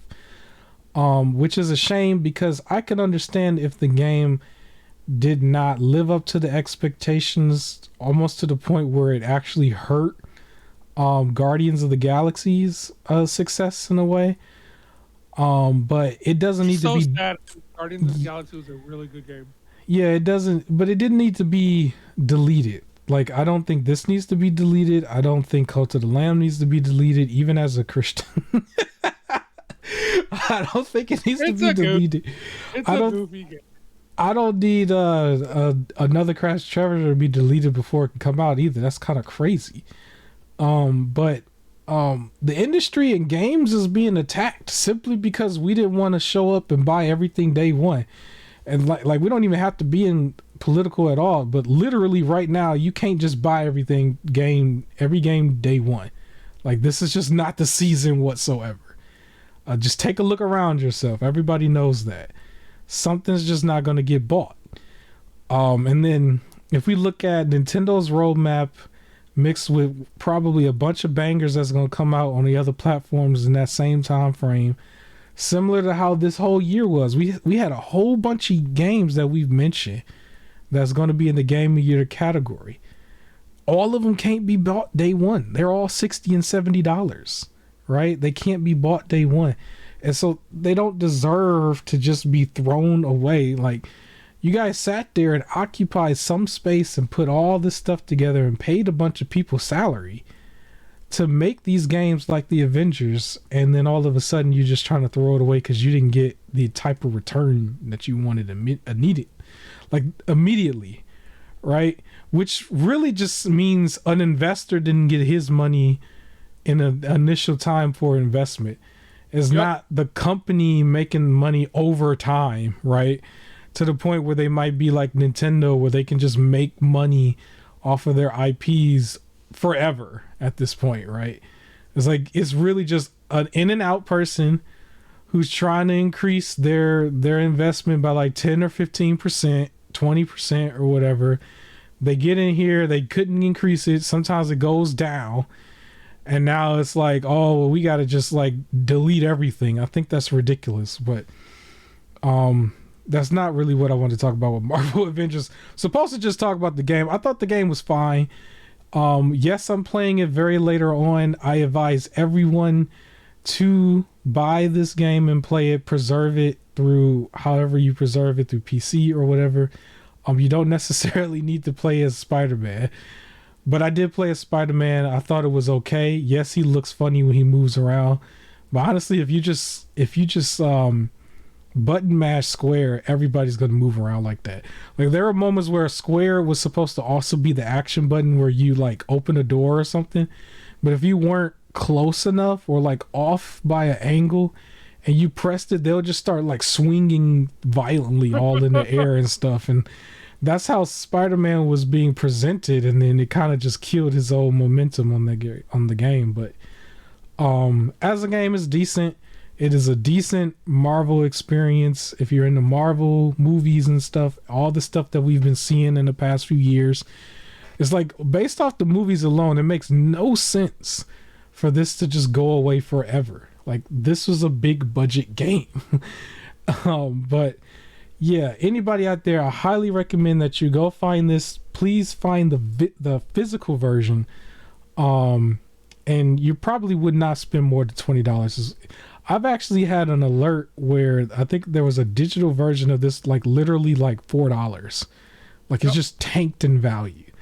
So you can get this for like no money whatsoever. The footage just switched, but that's okay.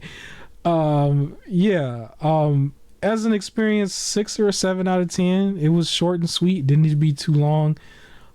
Technically, there's a bunch of after game. I might report on it next week or the week after.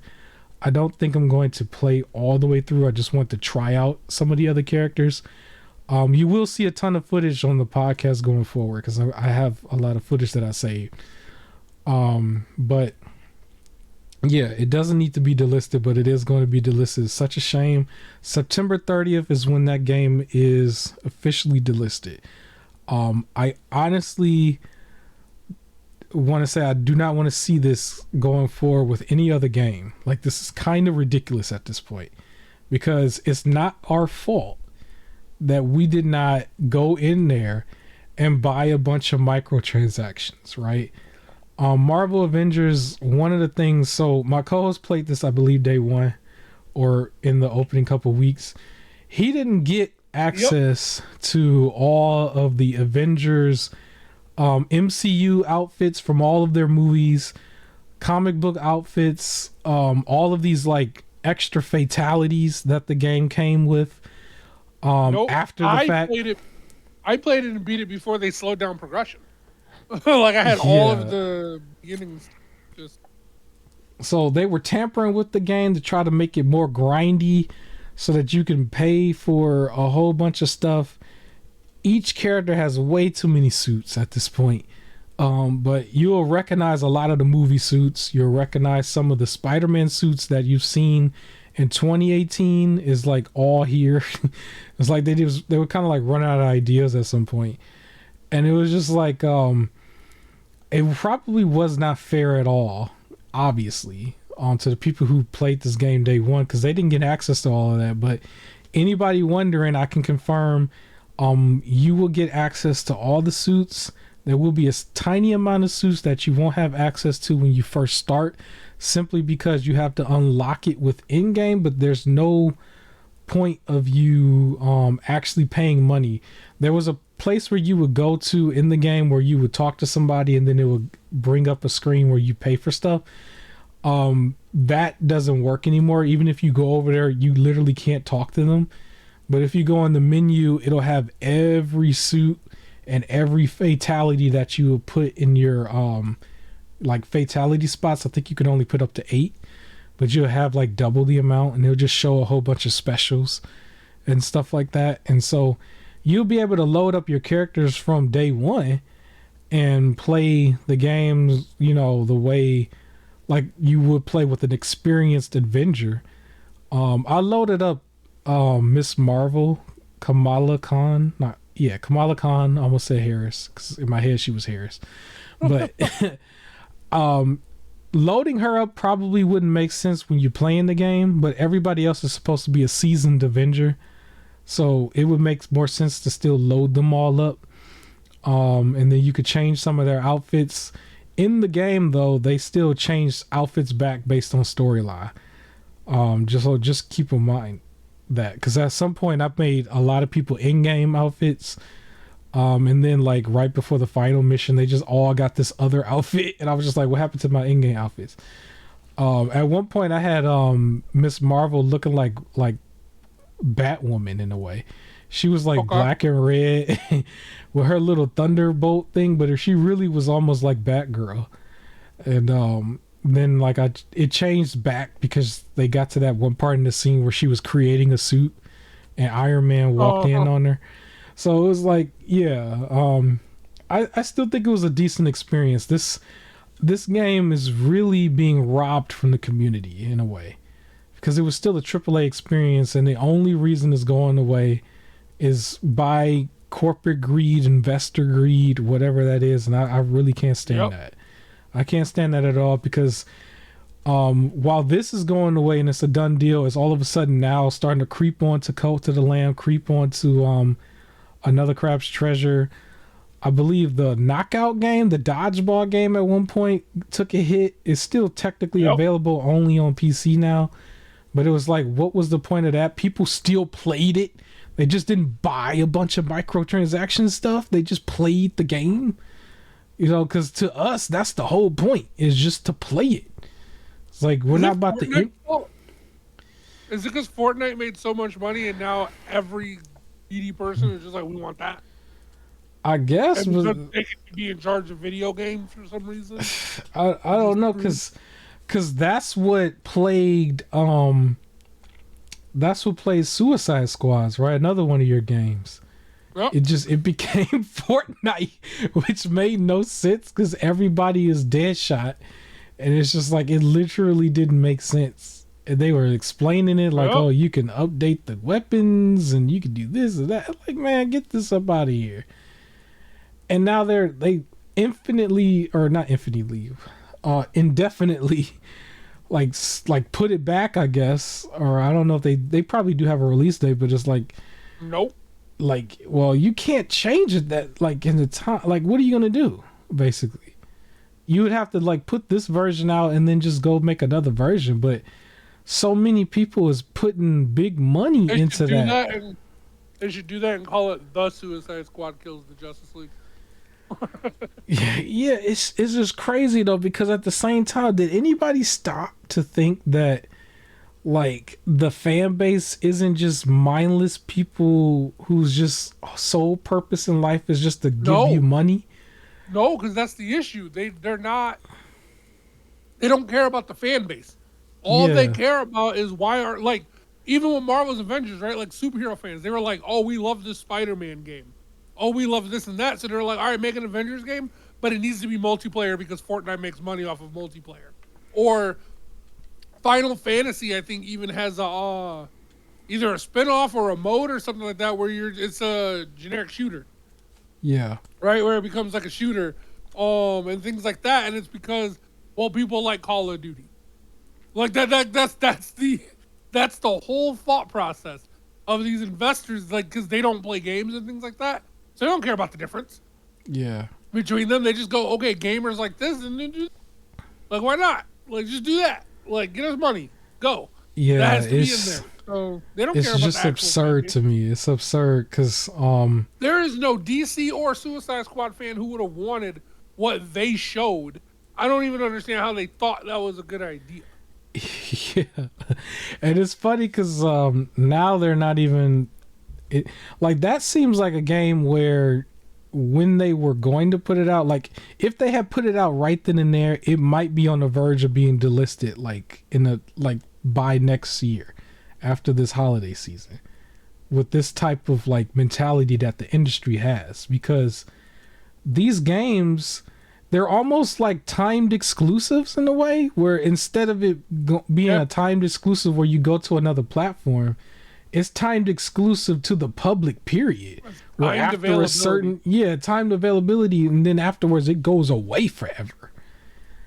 And I'm like, now it's on the level of like a college project or something. Like it's not even those stupid even in stores, right? Where it's like you gotta buy this within 2 days, otherwise it's gone. Like that's what they're trying to do here. Yeah. And I don't know, it's crazy to me. Like when you see the Suicide Squad, it was like, think about the complaint Marvel's Avengers got, right? There was like, we don't like the forced multi, we don't like the battle pass, we don't like the system, and we hate that out of all the villains. They just used a bunch of generic robots. Yeah. And then what is Suicide Squad killed the Justice League? A forced multiplayer with a bunch of guns, a battle pass with a bunch of random skins, and the enemies, for the most part, outside of the Justice League, are just generic robots. And it was like, how did you, like, you heard every complaint about Avengers. It was like, oh, that's good, do that. Like, what? Yeah. It's just absurd to me. I don't know what's happening in gaming. I would like for this to stop.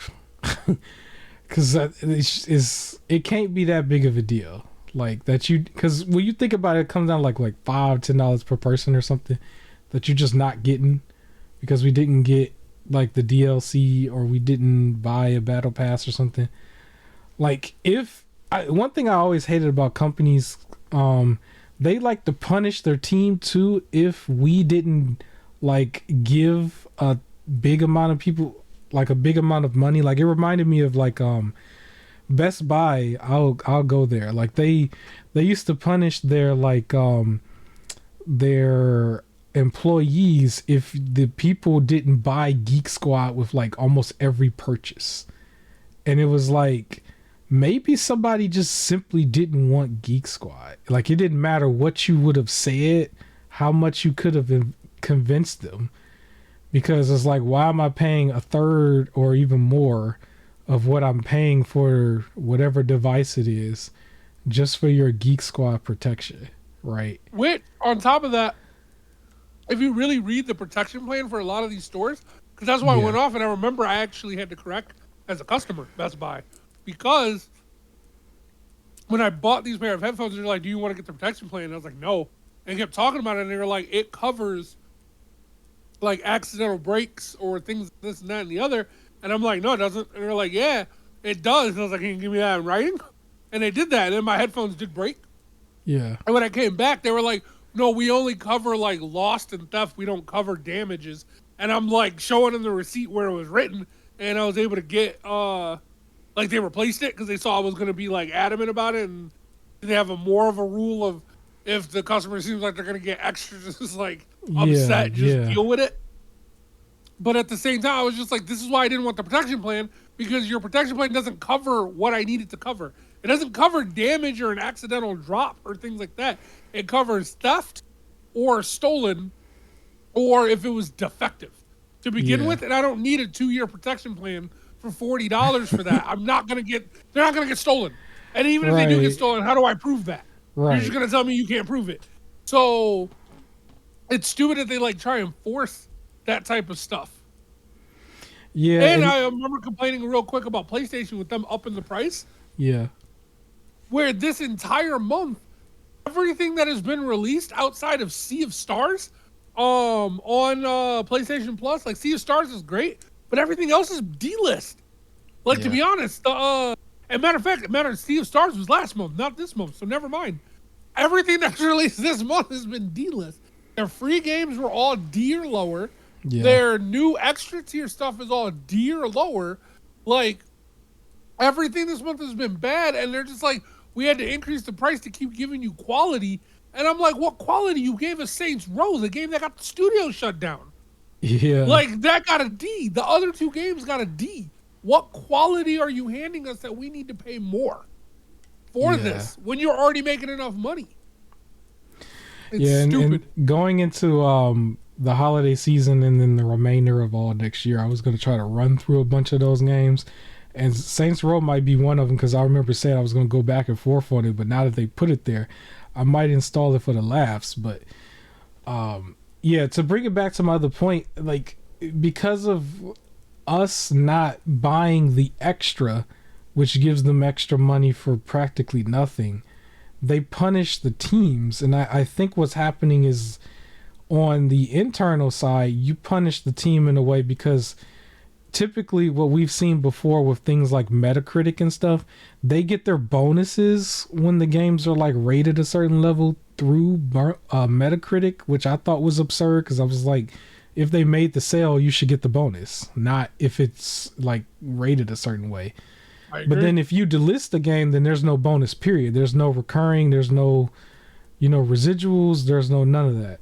And then on top of that, like some of the individuals who try to go to other places, they use their name being a part of the credits of certain games. It's like their reference points and stuff, and like just for their resumes in the industry. But if you're delisting stuff, was like after so much time, it's like certain games are just not there for the proof. And if it seems like, well, your game is the one being delisted, then it could hurt the developers too individually when they try Absolutely. to go other places. Because now it looks like, oh, you're putting out bad products, and so you might make our stuff bad too. Like it's absurd to think that it could get to that point, but with the industry moving into this type of direction, like all of these type of possibilities can happen. That doesn't seem positive for the gamer or the developer, and it's like a tug of war there. And then in some of these cases, the gamer and developer are on the same side here, and it's like now we're pointing the finger at the Bobby Kotick level people, the Jim Ryan level people who are there in certain positions but clearly are not gamers, and then all the investors on the back end. I invest in stuff as well, but I'm not looking to get anybody's company shut down because I didn't see a profit. I just simply wouldn't see a profit, and then my other investments will make up for it because you're an investor, right? I don't see how we can just all of a sudden start punishing companies and stuff simply because we weren't going to buy certain things. I can tell you right now, for games that coming out going forward, if it's not that high up the food chain for me, if it has a bunch of DLC, I'm probably going to wait for a complete version.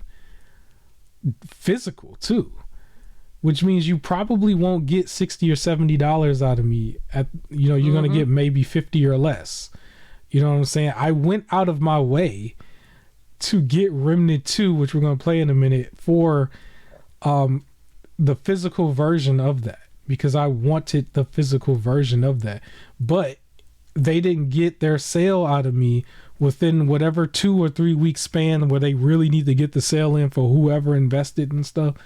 And it's like, that's not on me. It wasn't convenient for me the way I wanted to buy it. It wasn't. But that doesn't mean you would have to shut down. They're not shutting down, but I'm just saying hypothetically. Like, it doesn't mean that you would punish them or something because this game could not go head to head with Starfield or Spider-Man or, whatever else is coming out in that window. It's like people are going to hold out for that stuff. Like I think Final Fantasy 16 came out around that time as well. Like some of these other games got bigger names, And to tie all that back to Unity real quick. Yeah. I was gonna say that it's crazy to think that like what could happen is some Twitch streamer downloads the game for free and convinces all of their people who watch it, hey, watch him stream, like, yo, y'all should go get this game, so that they all mass buy the game. So then before this person is really seen any, they're hit with a mega charge to Unity. Yeah. So then they gotta pay them, lose a bunch of money, and go, well, I'm not making games anymore.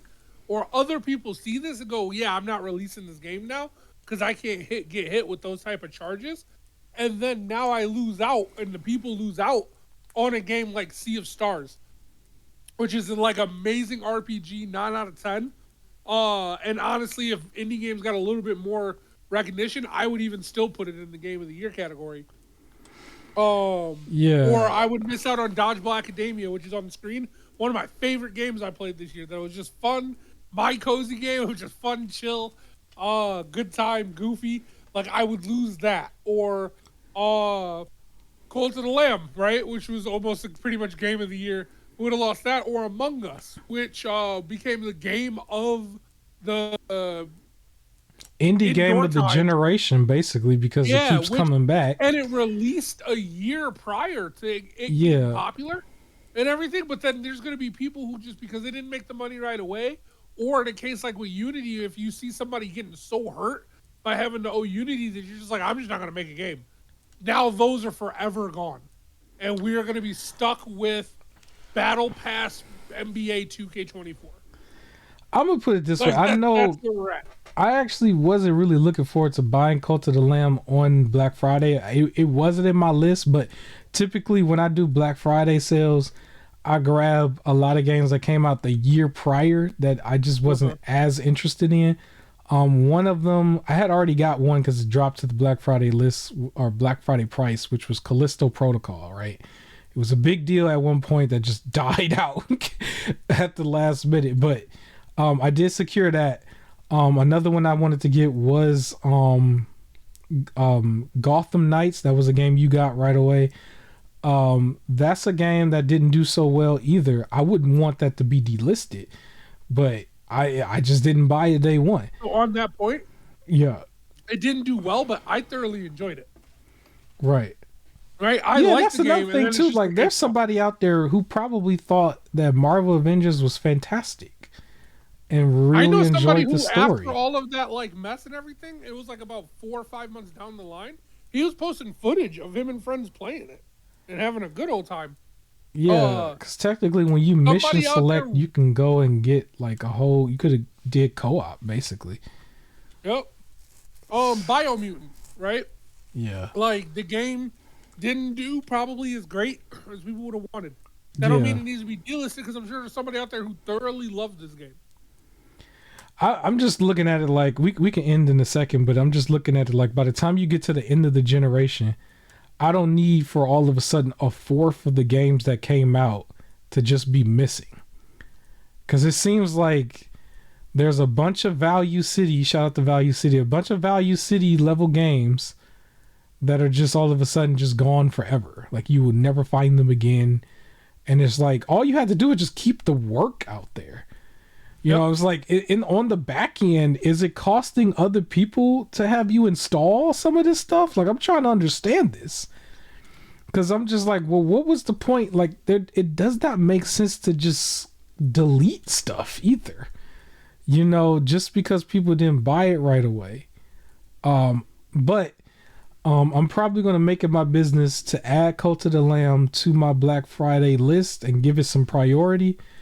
And all I'm saying is I better be able to install this like January 2nd. Like, if it's 4 gigs, I might just install it beforehand on one of the systems or even on PC if I get it there. But I'm just saying, like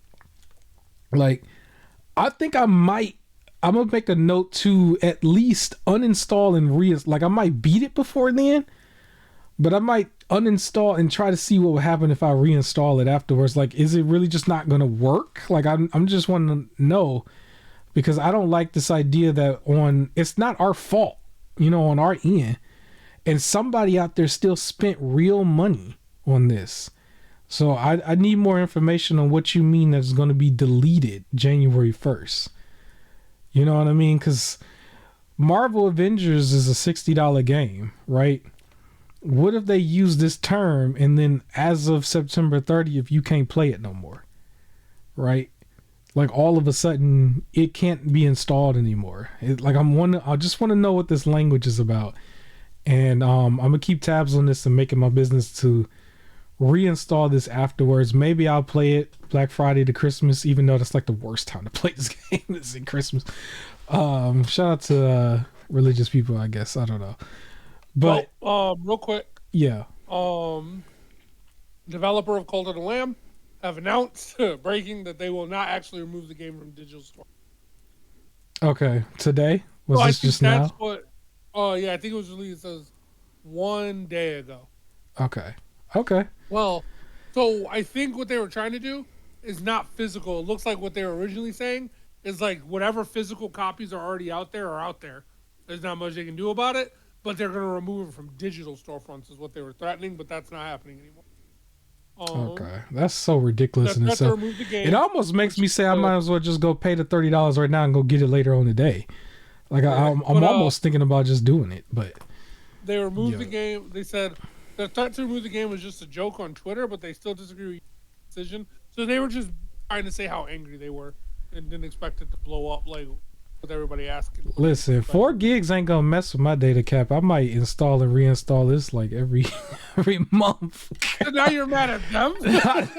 As a protester, so I don't know. Like I don't like this. I just don't like that. But hopefully, I'll follow the story some more and see if they moonwalk completely. Maybe at least for the next couple weeks. Well, no, they're saying it's like, no, we're not actually going to remove it. We're just pissed with Unity, is what they're saying. Yeah, but I still don't like this idea that it could bankrupt them overnight because like, I don't know. We'll get more information. It just kind of infuriated me to see this. Other than that, just as a customer and as gamers, we still got a lot of content that came out from PlayStation and Nintendo this week. Whether it was the best or not, you still know there's a lot of games coming out. Way more than you can get around to. And then there's so many Game of the Year category games that came out this year so far. Probably got a couple more left. And yeah, happy gaming. Let's stay positive. We'll see what's going on. And I'll follow some of these stories. Anything else you want to say before we go finally dive into the Remnant 2 situation? Vince McMahon is no longer in charge of wrestling. I think we should talk about it next week so we can see how everything's impacted. Yeah, you know what? It's bad news everywhere, isn't it? Because I remember seeing, we could still talk about it next week, but I just wanted to mention something that I saw that I didn't really like. Well, in the middle of that merger, they're now, as we speak, like starting to just fire people. Like it was like they were going down the list and within the building and like a lot of legends, people who just kind of sit back and make money, come show up every now and then. They were also losing their income from this, like Ultimate Warrior's wife, I believe, and like legends, like their ambassador type people, like they just was cleaning out people basically. And then yeah, Triple H is no longer in his spot, and then Vince is still somehow a chairman in a way. I'm like, this was all done so you could retire, dude. Like you just screwed everything up. But yeah, just weird times. Just the industries in general. It's like too much stuff going on the corporate side. And it's like, I remember saying this a long time ago, and I'm gonna say it again. I don't care how much y'all cannibalize each other, basically. All I know is at the end of the day, I'm still gonna pay the same thing I've been paying this whole time. Anything that increases on me ain't getting paid. It's just not gonna happen. I'm gonna pay the same I've been paying in gaming from last generation to now. I'm not going with no more increases. You know what I'm saying? It'll be a very, very special case where it's something I just really want. We all have our top fives. But outside of that, like, I'm not a money making... Yeah, I'm not a money making machine for the industry. You know, and that doesn't mean that you just get to like siphon money out of the community either. But at the same time, you only wasting your time if you spend all that money to create all this stuff just to try to delete it because you didn't see the return you wanted. Like you might as well just, if anything, just put it out there for free. Should be the opposite. You know what I'm saying? And then you yourself just go under and that's the end of you. But to take it down with you is just, it's silly to me. It's silly. That's all I got for you. I hope you enjoyed your summer. We're kind of in the fall. The weather has changed. Yeah, it has. Yeah. Yeah, we'll have more positive stuff next week. I'm still following other stuff that I wanted to talk about. Some stuff that's a little bit more nerdy that's not really all gaming, which is like some of the Power Ranger stuff. Yeah, the emulation stuff. Yeah, I will talk probably more about the elephant in the room on the emulation side, the Amernic RG405V, a new emulation device. The people who was losing to the Mayu Mini because it had Wi-Fi, well, they decided to come out with another device with Wi-Fi and some extra stuff. And so They just created a new advice. So I wanted to cover that at some point. It's still cheaper than the play date, but it's not $50 no more. They was like, all right, you gonna pay us now. So yeah, I'm gonna cover that probably next week. Maybe the Power Ranger stuff if we finally see that $400 Megazord drop. It hasn't dropped yet. It's supposed to drop this month. I have not seen no videos yet, so I don't think it's dropped. But plenty of videos on that mini one. So more about all that other stuff. We're gonna be a little bit more positive next week, but I would hope the rest of you feel the way I feel about games just being snatched from you simply because you didn't give them your paycheck. Like clearly we're in a time like where we can't do that as a whole. But yeah, more positive next week. Expect probably a video out of me this week because I think I'm gonna have some time to do it. And have a great rest of your day. I will see you next time. Peace.